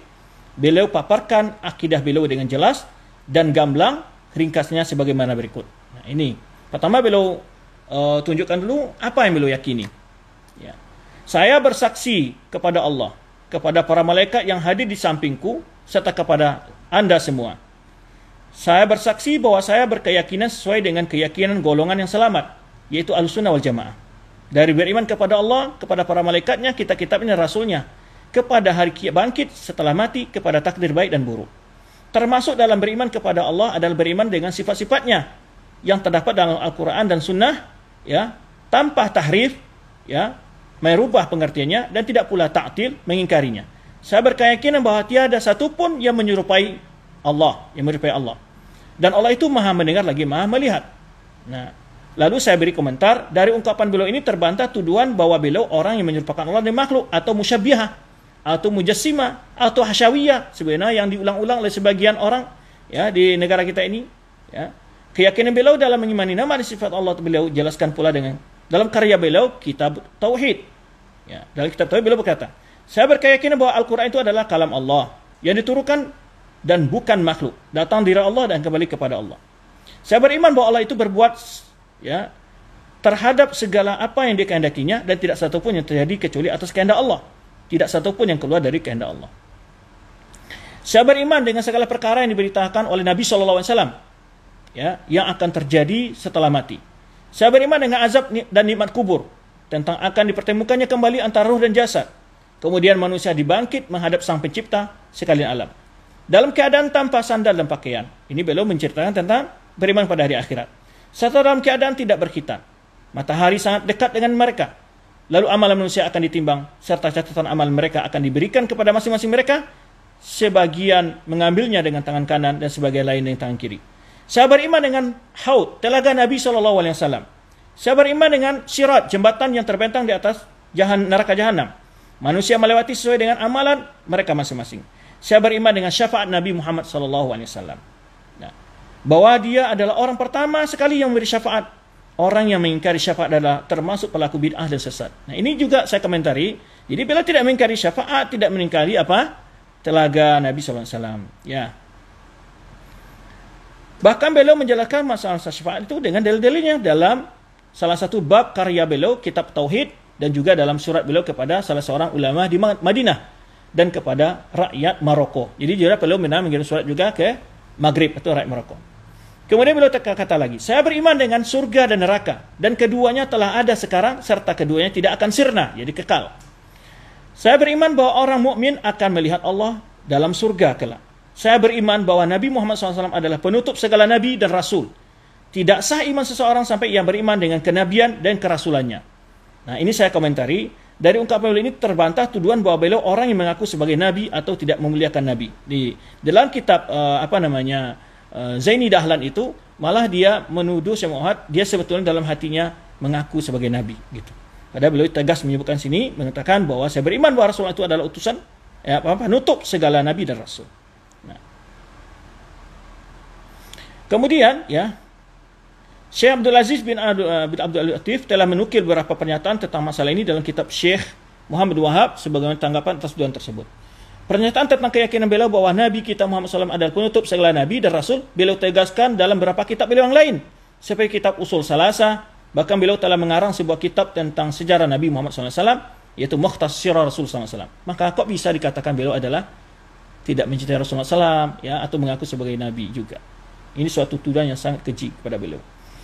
Di antara orang telah memfitnah Syekh Muhammad Wahab dengan tuduhan mengaku sebagai Nabi atau tidak memuliakan Nabi adalah Ahmad Zaini Dahlan dalam kitabnya Ar-Raddu, ya, Ad-Durar As-Saniyah fi Raddi 'alal Wahabiyyah.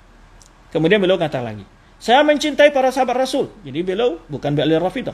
Begitu pula para keluarga beliau. Jadi juga berarti beliau tidak berakidah nasibah atau orang benci keluarga Rasulullah SAW.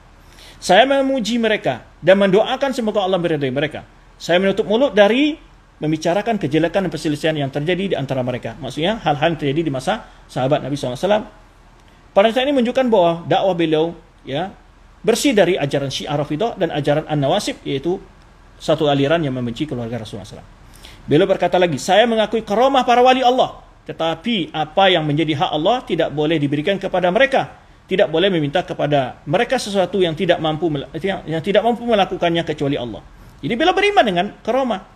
Sebagian orang justru menuduh beliau tidak muliakan para wali, tidak percaya kepada karamah. Ya. Kemudian keyakinan beliau tentang mengakui para wali Allah telah beliau jelaskan pula dengan tegas dalam kitab beliau Al-Usul Sittah. Ya, Usul Sittah itu beliau bahas di sana, ya, yaitu pada usul yang ke-5, ya, prinsip yang ke-5. Beliau berkata lagi, saya tidak mengkafirkan seorang pun dari kalangan muslimin dan yang melakukan dosa, dan tidak pula mengeluarkan mereka dari lingkaran Islam. Nah, lalu saya tanggapi, dari ungkapan beliau ini terbantah tuduhan beliau berpaham teroris atau mengkafirkan muslimin atau berpaham khawarij. Pernyataan yang sama juga beliau terjelaskan dalam beberapa surat pribadi beliau, seperti surat beliau kepada seorang ulama Irak dan seorang ulama yang bernama Muhammad bin Id bin Muqawa'ah. Ini sebagaimana beliau juga mengklarifikasi hal ini dalam surat terbuka beliau kepada kaum muslimin secara umum. Bahkan telah dilakukan sebuah penelitian tentang bagaimana konsep beliau dalam masalah ini, yaitu dalam penelitian berjudul Manhaj Syekh Muhammad Wahab fi Masail Takfir atau fi Masalah Takfir yang ditulis oleh Dr. Ahmad Ar-Rudaiman. Beliau berkata lagi, saya berpandangan tentang wajibnya taat kepada para pemimpin kaum muslimin, baik yang berlaku adil maupun yang berbuat zalim, selama mereka tidak menyuruh kepada perbuatan maksiat. Nah, apakah orang Muhammad Wahab menyuruh orang untuk memberontak? Apakah dia berpaham radikal? Ya. Dari ungkapan beliau ini terbantah tuduhan bohong bahwa beliau orang yang menganut paham teroris atau khawarij. Seperti pernyataan mantan salah seorang kepala BIN, ya. Karena itu saya menulis ini, saya baca, saya dengar berita mantan kepala seorang BIN mengatakan, ya, di salah satu stasiun televisi swasta bahwa teroris lahir dari ajaran Wahabi, itu katanya. Yang dibawa oleh Muhammad Wahab, itu tujuan jelas waktu itu disebut di TV oleh dia. Menurut penulis, pernyataan tersebut penuh dan tendensius dan jauh dari data dan fakta ilmiah. Tentang perihal tentang wajib kepada pemimpin juga beliau tekankan dalam kitab beliau yang lain, yaitu Usul Sittah. Ada namanya Usul Sittah. Itu prinsip yang ketiga, beliau tekankan masalah ini. Setelah beliau menegaskan tentang wajib menjaga persatuan dan haramnya percaya belah dalam agama. Kemudian beliau berkata lagi, saya berpandangan tentang wajibnya menjauhi para pelaku bid'ah sampai ia bertobat kepada Allah. Saya menilai mereka secara zahir, ya, secara lahir. Adapun amalan hati mereka saya serahkan kepada Allah. Saya berkeyakinan bahwa iman itu terdiri dari ucapan lidah, perbuatan anggota tubuh dan pengakuan dengan hati. Iman itu bertambah dengan ketaatan dan berkurang kemaksiatan. Nah, dengan membandingkan antara tuduhan-tuduhan sebelumnya dengan akidah Syekh Muhammad Wahab yang kita sebutkan di atas, tentu dengan sendiri kita akan mengetahui kebohongan tuduhan-tuduhan, ya, yang selama ini disebar oleh kebanyakan orang, baik di media sosial, dalam ceramah-ceramahnya maupun dalam tulis-tulisannya, ya. Dan begitu banyak orang tertipu dengan kebohongan tersebut, sekalipun telah terbukti kebohongannya. Bahkan seluruh kitab-kitab karang Syekh Muhammad Wahab membuktikan kebohongan tuduhan tersebut. Kita ambil contoh kecil saja, kitab beliau Usul Salasa. Kitab ini penuh dengan mutiara ilmu. Beliau memulai dengan menyebutkan perkataan Imam Syafi'i, kemudian menukil lagi perkataan Imam Katsir. Nah, ini menunjukkan bahwa beliau mencintai para ulama-ulama mazhab, ya. Beliau tidak fanatik kepada mazhab Hambali saja, ya, di mana beliau menukil, ya, pendapat para ulama-ulama dari mazhab lain. Bahkan beliau dalam salah satu surat beliau kepada salah seorang kepala suku di Syam berkata, saya katakan kepada orang-orang yang menentangku, sesungguhnya yang wajib atas manusia adalah mengikuti apa yang diwasiatkan oleh Nabi SAW, maka bacalah buku-buku yang terdapat pada kalian, jangan kalian mengambil dari ucapanku sedikit pun. Tetapi apabila kalian telah mengetahui perkataan Rasulullah SAW yang terdapat dalam kitab-kitab kalian tersebut, maka ikutilah, sekalipun kebanyakan manusia menentangnya. Jadi beliau tidak pernah mengajak orang supaya hanya membaca buku beliau saja atau mengambil pendapat beliau saja. Ya.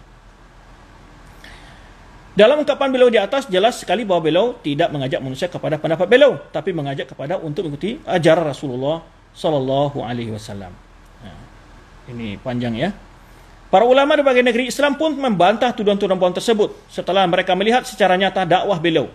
Ya, seperti dari daerah Yaman ada Syekh Syaukani, ya, Imam Syaukani, Imam San'ani. Dari negeri India ada Mas'ud An-Nadawi. Dari negeri Irak ada ulama namanya Muhammad Syukri Al-Alusi. Ya, dan ini sini saya nukil perkataan-perkataan mereka.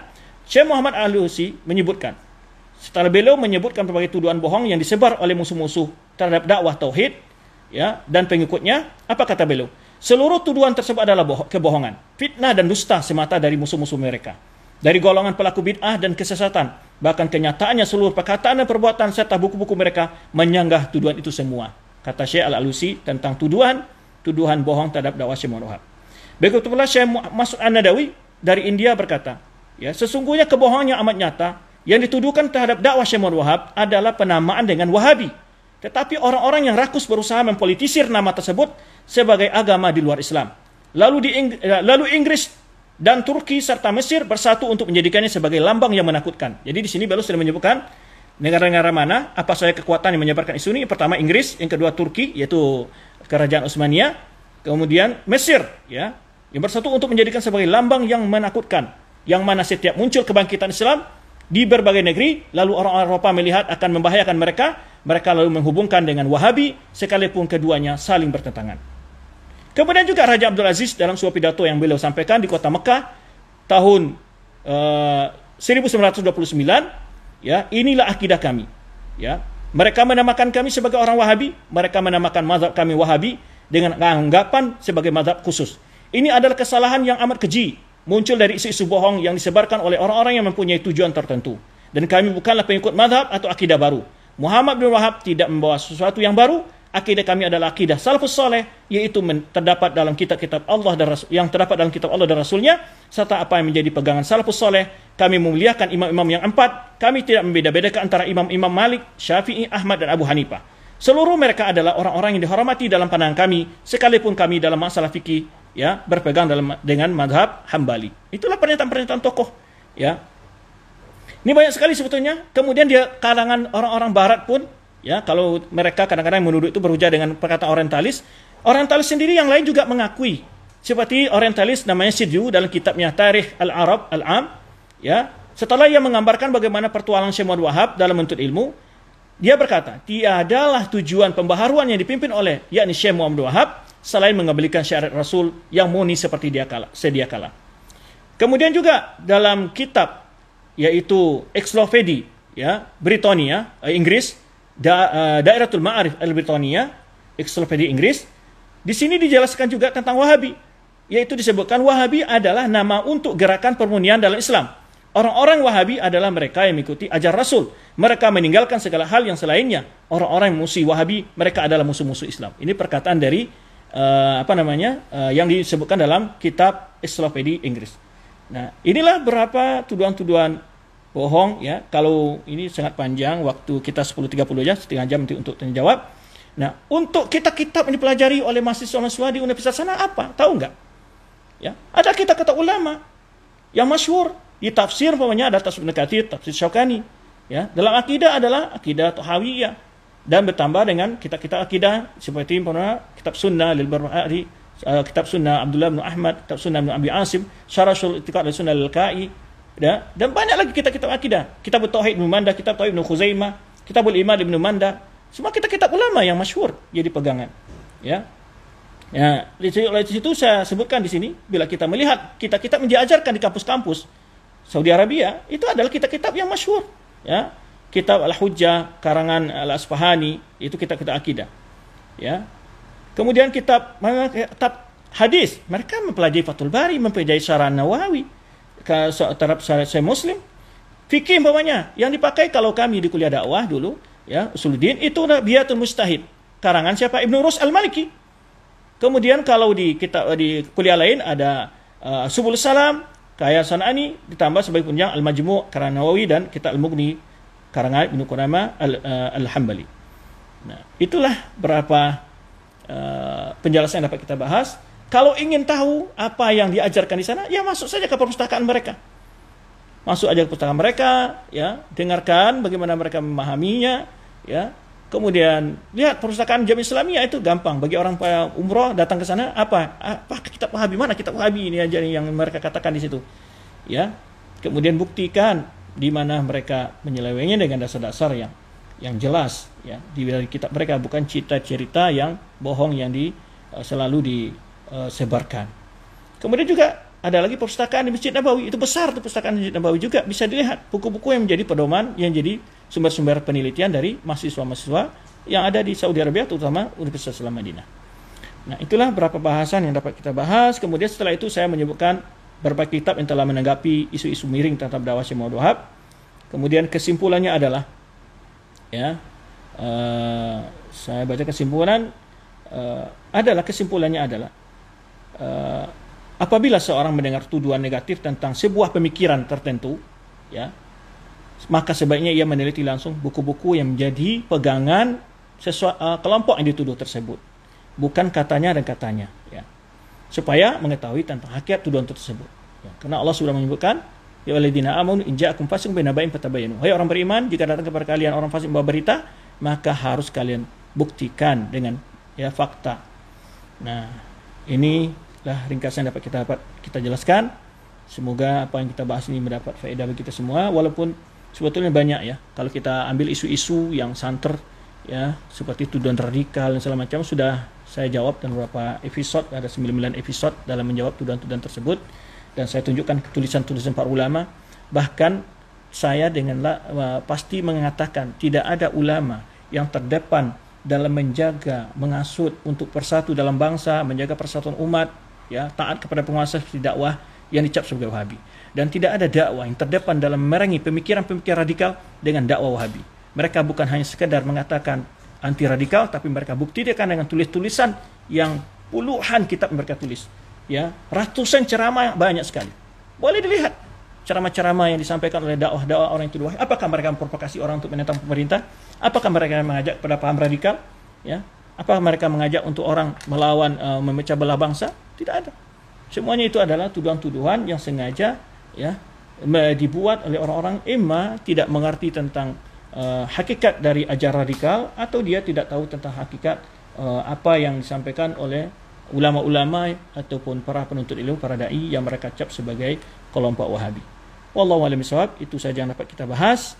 Semoga hal-hal yang lainnya dapat kita bahas nanti kali yang lain. Ya, sebetulnya banyak ya, isu-isu yang harus kita tanggapi, mengatakan bahwa negara Saudi itu adalah khuruj melawan Khilafah Utsmaniyah. Padahal kalau dalam biografi Khilafah Utsmaniyah, Najd itu tidak termasuk wilayahnya Utsmaniyah. Bagaimana bisa dikatakan khuruj, ya kan? Dan ini dibuktikan dengan berbagai data-data saat itu, ya.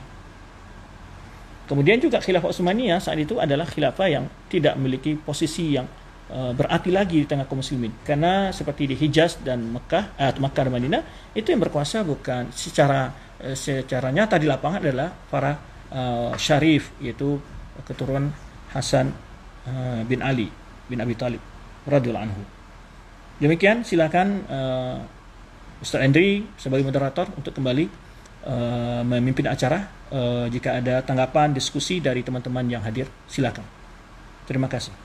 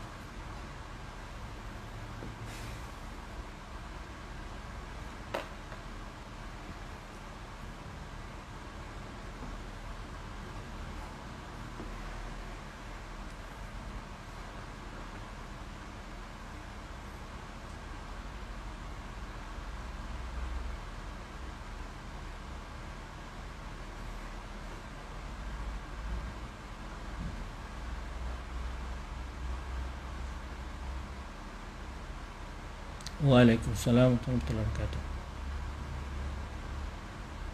Alhamdulillah.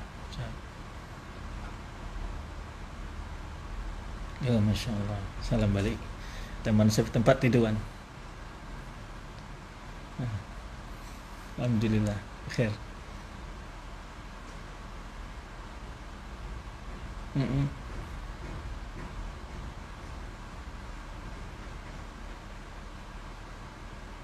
Oh ya, baik.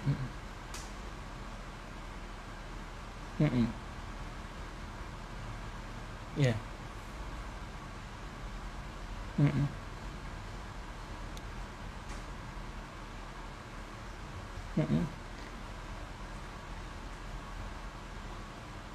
Ya, ya, betul.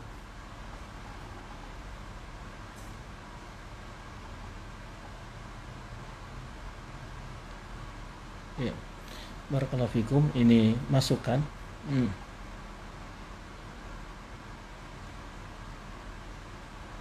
Baik. Terima kasih. Ini tanggapan cukup bagus. Ya, tadi saya memang tidak membahas detail dengan siapa Abdul Wahab bin Abdurrahman bin Rustum, yaitu salah satu tokoh Khawarij. Bapaknya Abdurrahman bin Rustum itu disebutkan sebagai keturunan dari Persia. Setelah dari daerah Kufah, dia dikejar, lari dan mewasiatkan berapa generasinya, di antaranya anak sendiri itu Abdul Wahab bin Abdurrahman bin Rustum ini lari ke daerah Afrika, yaitu di sana mereka mendirikan kekuasaan mereka, ya disebut dengan negara Rustumiyah. Dan mereka memang beraliran Khawarij Ibadiyah, berpaham Khawarij Ibadiyah. Itu ajaran dari Abdul Wahab bin Abdurrahman Rustum. Tapi dia hidup pada abad ke-2 Hijriah. Ya, di akhir abad ke-2 Hijriah, yaitu wafat pada tahun 175 Hijriah kalau nggak salah, ya. Nah, itu dia orang di sana. Jadi nggak ketemu sama sekali. Ya, tidak ada hubungannya sama sekali. Dan adapun Muhammad bin Abdul Wahab, ya, At-Tamimi, hidupnya di Najd. Itu di abad ke-12 Hijriah. Ada berapa tahun? Berapa abad? 10 abad, gitu kan. Kemudian kalau fatwa-fatwa ulama Malikiyah yang membahas seperti Lakhmi yang membahas fatwa kesesatan tentang Wahabiyah, itu memang ada, tapi Al-Lakhmi ini hidup pada abad ke-5 Hijriah. Beliau hidup pada abad ke-5 Hijriah. Jadi yang menjelaskan tentang kesesatan Wahabiyah, betul ada fatwanya itu. Tapi bukan maksudnya ajaran atau dakwanya Syekh Muhammad Wahab At-Tamimi yang ada di Najd. Karena nggak mungkin fatwa lahir sedangkan ajarannya belum ada. Ya, kan antara Lakhmi yang memberikan fatwa itu salah orang ulama di Maghrib Andalus gitu, itu kan hidupnya abad ke-5 Hijriah, ini di abad ke-2 Hijriah, ada 7 abad perbedaannya gitu kan, sangat jauh sekali gitu. Tidak akan mungkin Lakhmi bisa mengetahui ilmu gaib yang akan lahir aliran nanti pada tahun abad ke-12 Hijriah, ya kan, nggak begitu. Nah, mungkin dia menyatakan sesuatu yang belum ada gitu. Jadi fatwanya itu adalah bagi ajaran Al-Wahabiyah, yaitu pembawanya adalah Abdul Wahab bin Abdurrahman bin Rustum. Ya, itu. Jadi memang berpaham Khawarij Ibadiyah dia ini. Ya, mengkafirkan orang lain, mengatakan Quran itu makhluk, dan banyak sekali kesesatannya. Ya, wallahu a'lam bishawab. Terima kasih atas masukannya.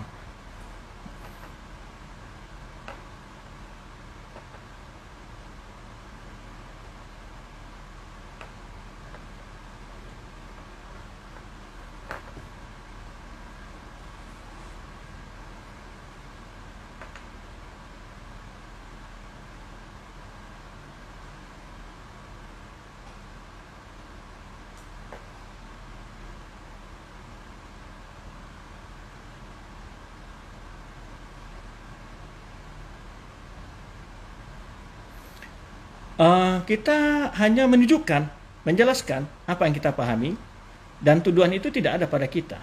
Pokoknya kita mengharapkan syiar kubur. Syiar kubur tidak haram. Kayak menjawab kita harap. Itu yang pertama. Kita jelaskan persoalan-persoalan yang dituduhkan itu. Syafaat, kita mengaku syafaat. Tawasul, apa pengasul yang diingkari? Karena memang orang-orang yang anti dengan dakwah sunnah ini, dia memakai syubhat begini. Dia memang ada perselisihan masalah tawasul. Itu jelas. Tawasul yang mana yang terjadi? Jadi mereka biasanya tidak ke permasalahan yang terjadi. Tapi mereka sekarang mengambil persoalan yang umum supaya umat bisa terprovokasi. Masalah tawasul yang ada perbedaan kalangan ulama bukan perbedaan Wahabi dengan Aswaja ini.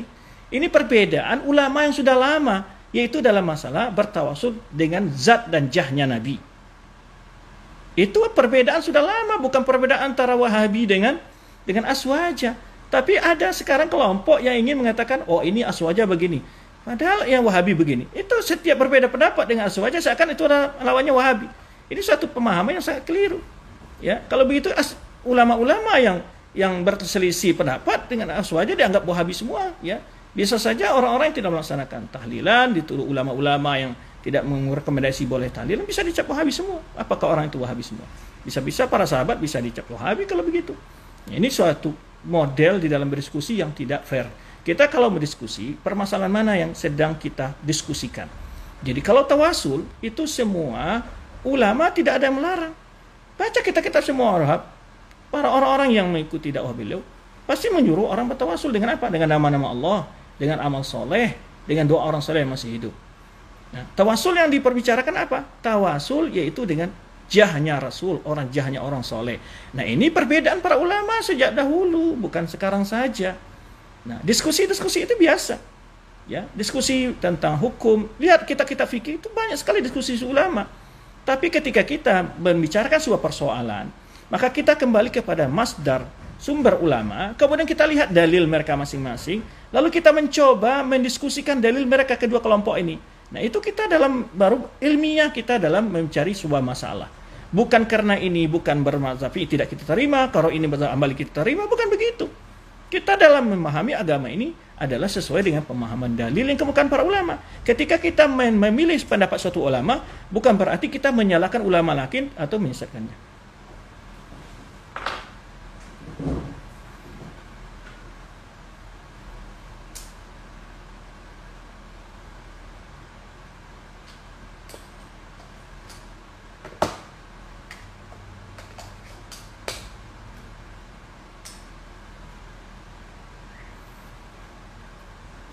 Baik, kita lanjutkan penggantian baterai kamera sebentar. Jadi ketika ada diskusikan persoalan yang jelas, jangan ngambang. Jadi ketika ada ulama, kita mendiskusi pendapat ulama, bukan kita menyatakan ulama sesat. Ulama itu punya kesalahan, iya, tapi tidak setiap kesalahan dikatakan sesat. Setiap sesat pasti salah, tapi tidak setiap kesalahan sesat. Nah, ada orang memahami ini. Jadi kita mengkritik suatu pendapat. Dan pendapat itu bukan kritik dengan pendapat pribadi kita, tapi berdasarkan dalil-dalil yang dikemukakan oleh ulama lain yang menanggapi ini, yang mereka sama-sama ulama. Nah, kita mendapat ulama lain dan kita katakan hujah mereka untuk menyalahkan ulama ini ketika berdiskusi pemerintahan suatu masalah. Jadi bukan kita yang nyalah-nyalahin ulama. Ada orang mengatakan itu suka nyalah-nyalahin ulama, bukan kita nyalah-nyalahin ulama. Ya. Dan juga perlu dipahami ulama itu pasti punya kesalahan dalam ijtihad juga ada, pastilah ulama. Tidak ada ulama yang benar semua dalam ijtihadnya mereka. Ya. Nah, kita para penuntut ilmu, disinilah fungsi kita. Melihat pembahasan-pembahasan ulama dalam kitab mereka, lalu kita mencoba memahami dalil mereka, ya, melihat mana yang lebih kuat pendapat mereka, itu yang kita pakai, itu yang kita ambil. Ya, itu konsep dalam mencari permasalahan diskusi.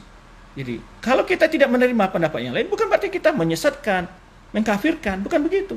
Tapi yang anehnya ketika kita mengungkapkan suatu pendapat, ada kelompok lain yang tidak sependapat dikatakan, wah itu suka menyesatkan, itu suka mengkafirkan. Di mana? Berbeda antara mengkritik suatu pendapat dan menjelaskan dalilnya, kemudian dengan mengkafirkan, menyesatkan. Jadi, nah, ulama itu wajar punya salah. Memang Rasulullah SAW sudah menyebutkan kok, mustahid itu nggak betul terus.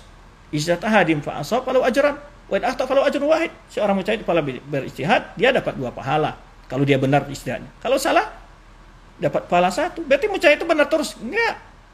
Nah, disinilah fungsi kita belajar. Nah, kita untuk menepis hal ini, pertama kita adalah menunjukkan keyakinan kita ke masyarakat. Ya, menjelaskan bahwa tuduhan-tuduhan itu tidak benar.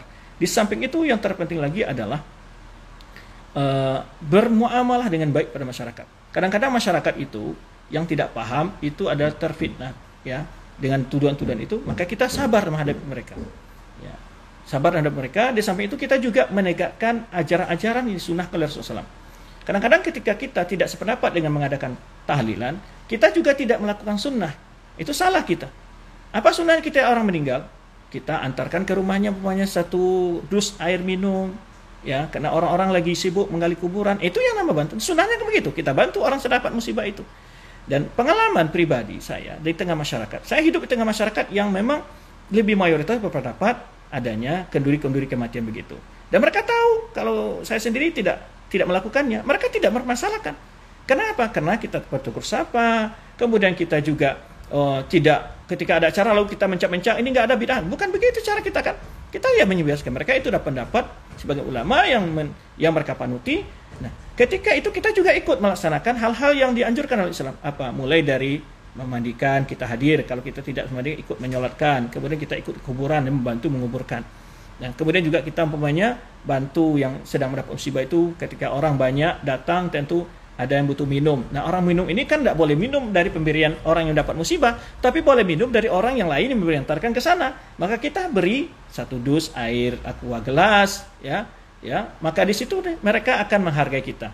Bahkan tidak apa-apa. Saya hidup di tengah masyarakat seperti itu, mereka sangat terbuka dan semacamnya. Bahkan ketika berkunjung ke rumah mereka musibah, maaf ya Pak, ya, saya tidak bisa hadir dalam tahlilan. Oh, dia malah paham. Oh, itu biasa Ustaz, itu masalah khilafiyah, maka nggak apa-apa gitu. Kita juga paham Ustaz gitu. Nah, saya hanya bisa memberi sedikit bantuan segini saja yang bisa kami beri. Nah, kita juga datang, kita juga tunjukkan kehadiran kita begitu. Jadi jangan pula kita terlalu menutup diri atau tidak menunjukkan keramahan sesuai dengan sunnah Rasulullah SAW. Itu pengalaman-pengalaman ya. Ketika lewat di jalan kita salam, kita beri pekerti yang baik, yang tegur sapa.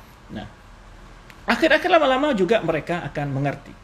Pengalaman juga dalam sebuah masyarakat ya, di masjid. Waktu itu saya tinggal di sekitar masjid itu. Saya usulkan kepada takmir masjid, gimana kalau dibuka kajian Riyadhus Shalihin oleh bapak-bapak di sini gitu. Bukan saya yang mau ngasih, tapi saya berharap sang imam yang mengasih. Tapi saya usulkan. Nah, itu mereka mengadakan kajian Riyadhus Shalihin setiap habis subuh. Ya kadang-kadang mereka juga nyuruh saya imam. Ya kalau saya imam kadang saya ya kan para ulama juga membolehkan menjaharkan basmalah seperti Ibnu Taimiyah dalam majalah yang ke-11 ketika masyarakat itu lebih memilih jahar basmalah, kita sebagai imam enggak apa-apa, kita demi menjaga tilabul qalb kata Syekh Utsaimin, boleh kita menjaharkan basmalah. Nah, saya jadi imam ya. Kadang-kadang saya juga tidak jaharkan, mereka tidak masalah. Nah, ketika saya usulkan bagaimana kalau ada kajian dan mereka biasanya habis subuh itu baca Riyadhus Shalihin itu 3 hadis 2 hadis. Mereka terjemahkan saja. Nah, dalam bahasa Indonesia. Kadang-kadang mereka minta saya duduk, ya. Duduk sebentar Ustaz, ini ada yang perlu kita tanya, ini apa maksudnya. Nah, saya duduk sebentar, terus saya pulang. Saya tidak mengajar mereka. Setelah berapa lama mereka membuka Riyadhus Shalihin, akhirnya mereka ngaku, jenggot itu memang sunnah ya Ustaz. Ada itu dalilnya. Kok orang malahkan itu ajaran Wahabi. Terus katanya itu celana cingkrang itu memang ada dalilnya Ustaz. Itu ada hadisnya kami kemarin baca di Riyadhus Shalihin. Dan akhirnya para mereka, walaupun mereka tidak menjalankannya, akhirnya mereka juga paham itu bukan ciri-ciri aliran teroris, bukan aliran radikal. Orang berjenggot, celana cingkrang itu bukan aliran radikal. Memang ada dalilnya gitu. Akhirnya mereka begitu. Nah, itu cara-cara kita berdakwah di masyarakat. Mulai dari hal-hal yang mereka pelajari, mereka kitab Riyadhus Shalihin kah, atau tafsir Ibnu Katsir kah, yang diterima oleh mereka, dan itu yang kita mulai dalam berdakwah. Itu barangkali apa yang dapat saya sampaikan. Wallahu a'lam bishawab.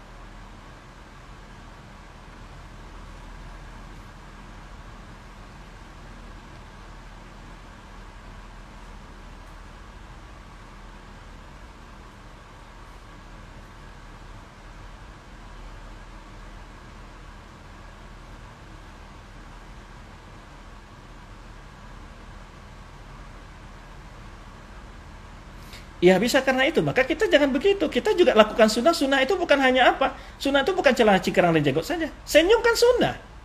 Menghadiri orang dapat musibah sunnah. Menghibur orang dapat musibah sunnah. Datang ke rumah orang dapat musibah kan sunnah. Makanya jangan begini ya. Padahal saya contoh begini. Jangan ketika musim haji banyak orang melakukan bid'ah di Arafah, banyak melakukan bid'ah di Jabal Nur atau di dia. Anda nggak mau ke haji? Nggak usah saya ke haji, banyak bid'ah. Nggak begitu kan pemahaman kita.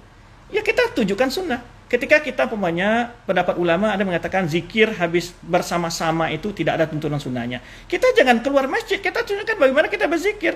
Ya, saya juga berzikir habis sholat, saya tunjukkan. Mereka juga paham, tidak mesti sama-sama, ya masing berzikir, yang penting kan berzikir. Mereka juga tahu, tapi kalau antum cabut dari masjid, oh itu cilat, tuh kalau orang Wahabi itu tidak zikir habis sholat. Jadi lain lagi, antum melawan bid'ah dengan bid'ah, ini keliru antum. Justru antum tunjukkan sunnah itu bagaimana. Jadi mereka pun paham, gitu. Ya, itu diantaranya. Memang seperti apa yang dikatakan oleh Ustaz Henry, itu kadang-kadang sebagian kita itu terlalu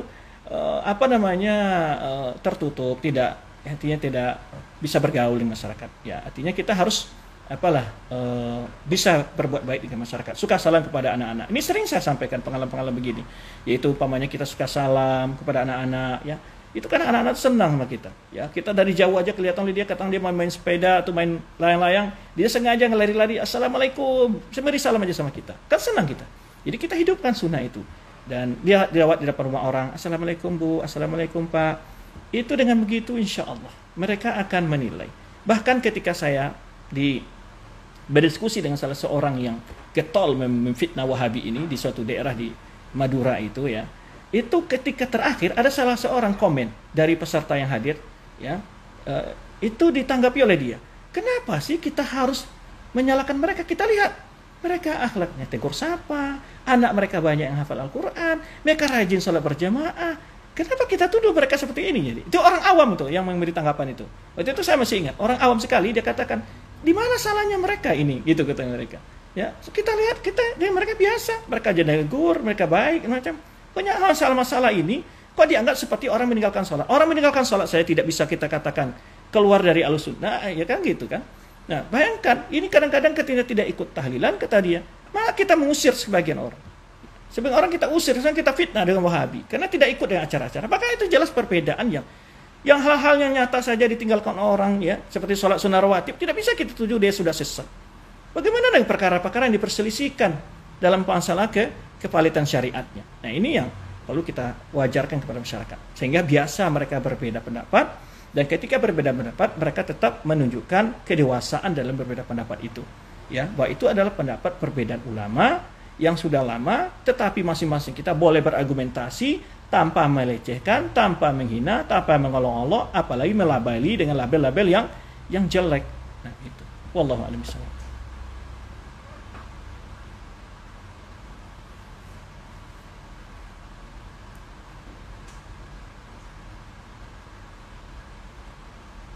Oh, Masya Allah. Ini teman dan guru juga ini. Guru dan teman ini.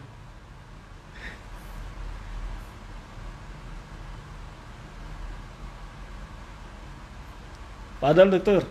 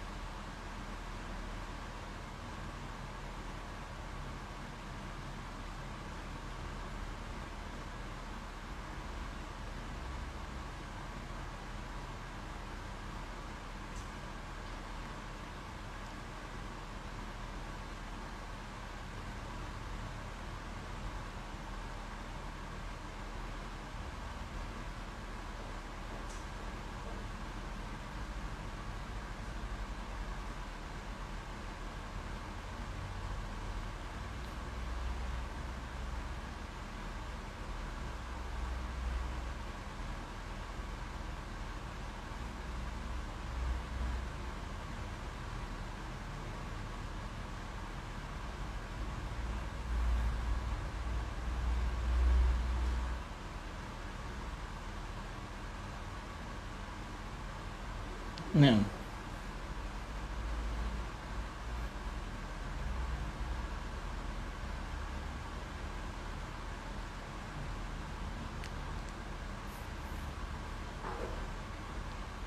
iya. Mm-mm.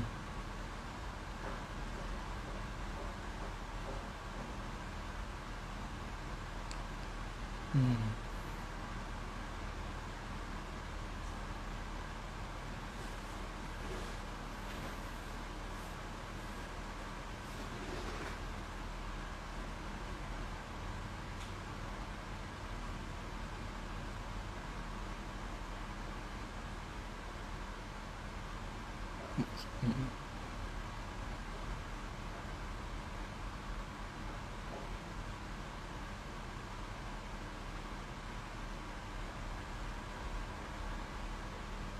Mm-mm.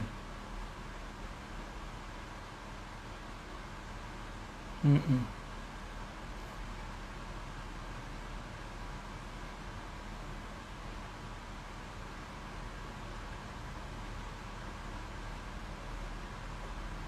Hmm.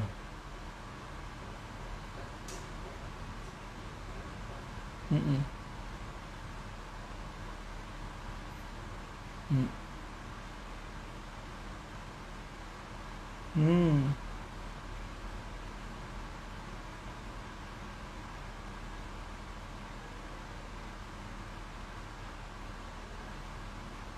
Hmm. Hmm.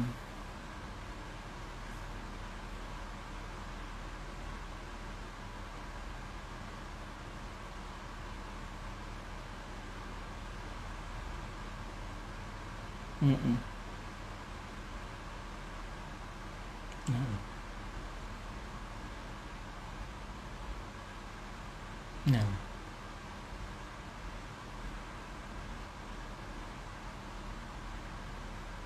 Hmm. Hmm.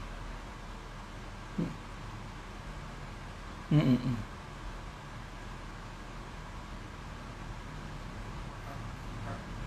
Hmm.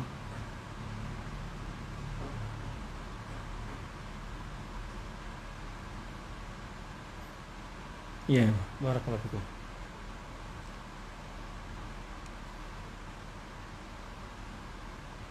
Barakallahu fikum. Sama.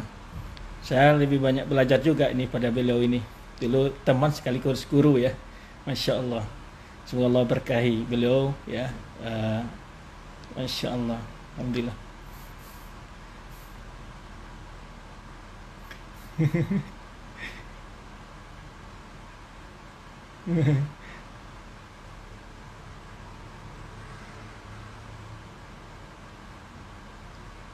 Mm-mm. Masya Allah. Mm. Mm-mm. Mm-mm.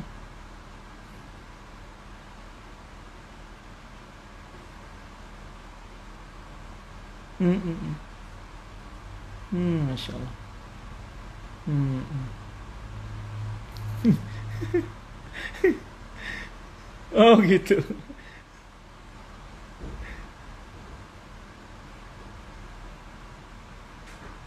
Heeh.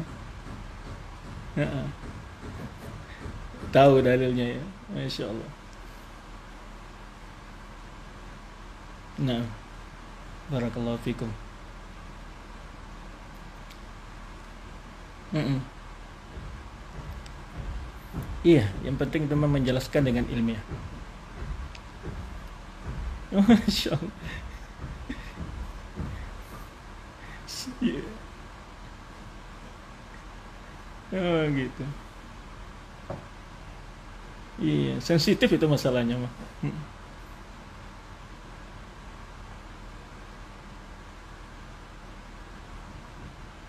Betul betul. Nah,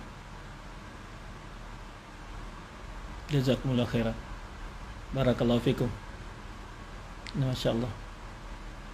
Jazakumullah khairan. Mudah-mudahan nanti ada jalan lah, ada jalan untuk ketemu, untuk jalan untuk diskusi dengan. Nah, barakallahu fikum. Barakallahu fikum. Jazakumullah khairan. Hayakumullah. Hayakumullah.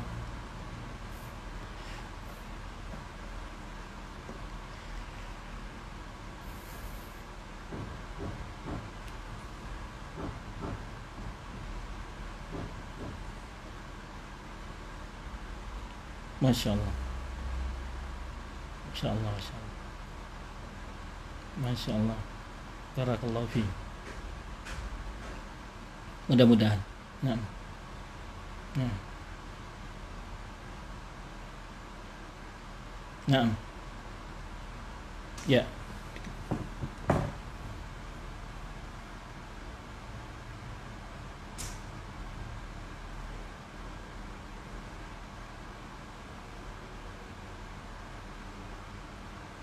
Siapa?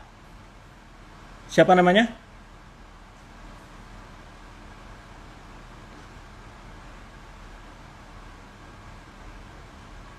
Hmm.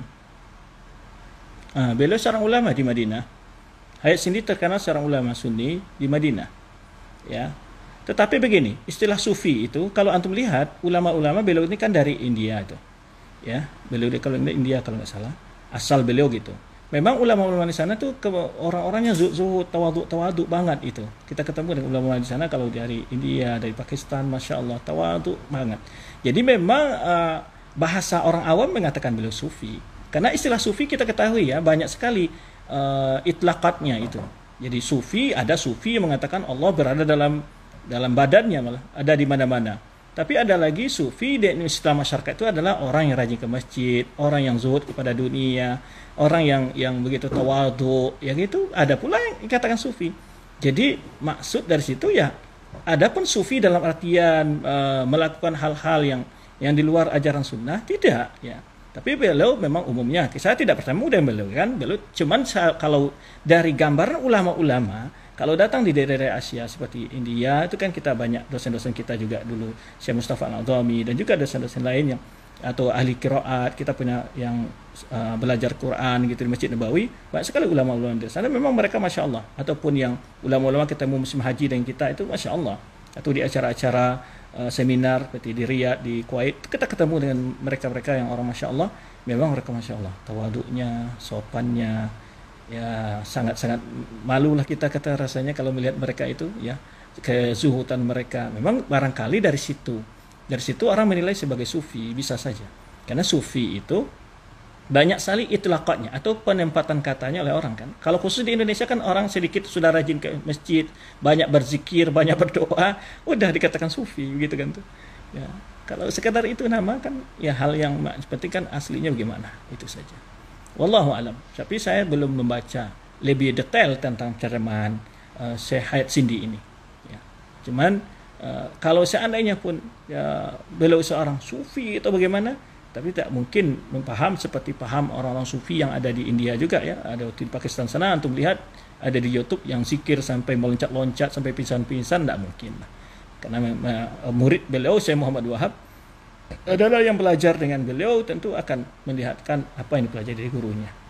Allahu alam. Tapi kalau taruh dia sebagai seorang yang sufi pun, ya di mana masalahnya? Bagaimanapun masalahnya, gitu kan. Tapi kita katakan tadi, secara zahir ulama-ulama yang ada di Masjid Nabawi, ulama yang ada di Madinah, ada ulama-ulama Sunni, ulama yang walaupun dikatakan sufi dari sisi itu tadi, karena dia zuhud, tawadhu, yang itu dan begitu banyak mengingat Allah, zikir, seterusnya. Mungkin dari situ. Wallahu a'lam bishawab.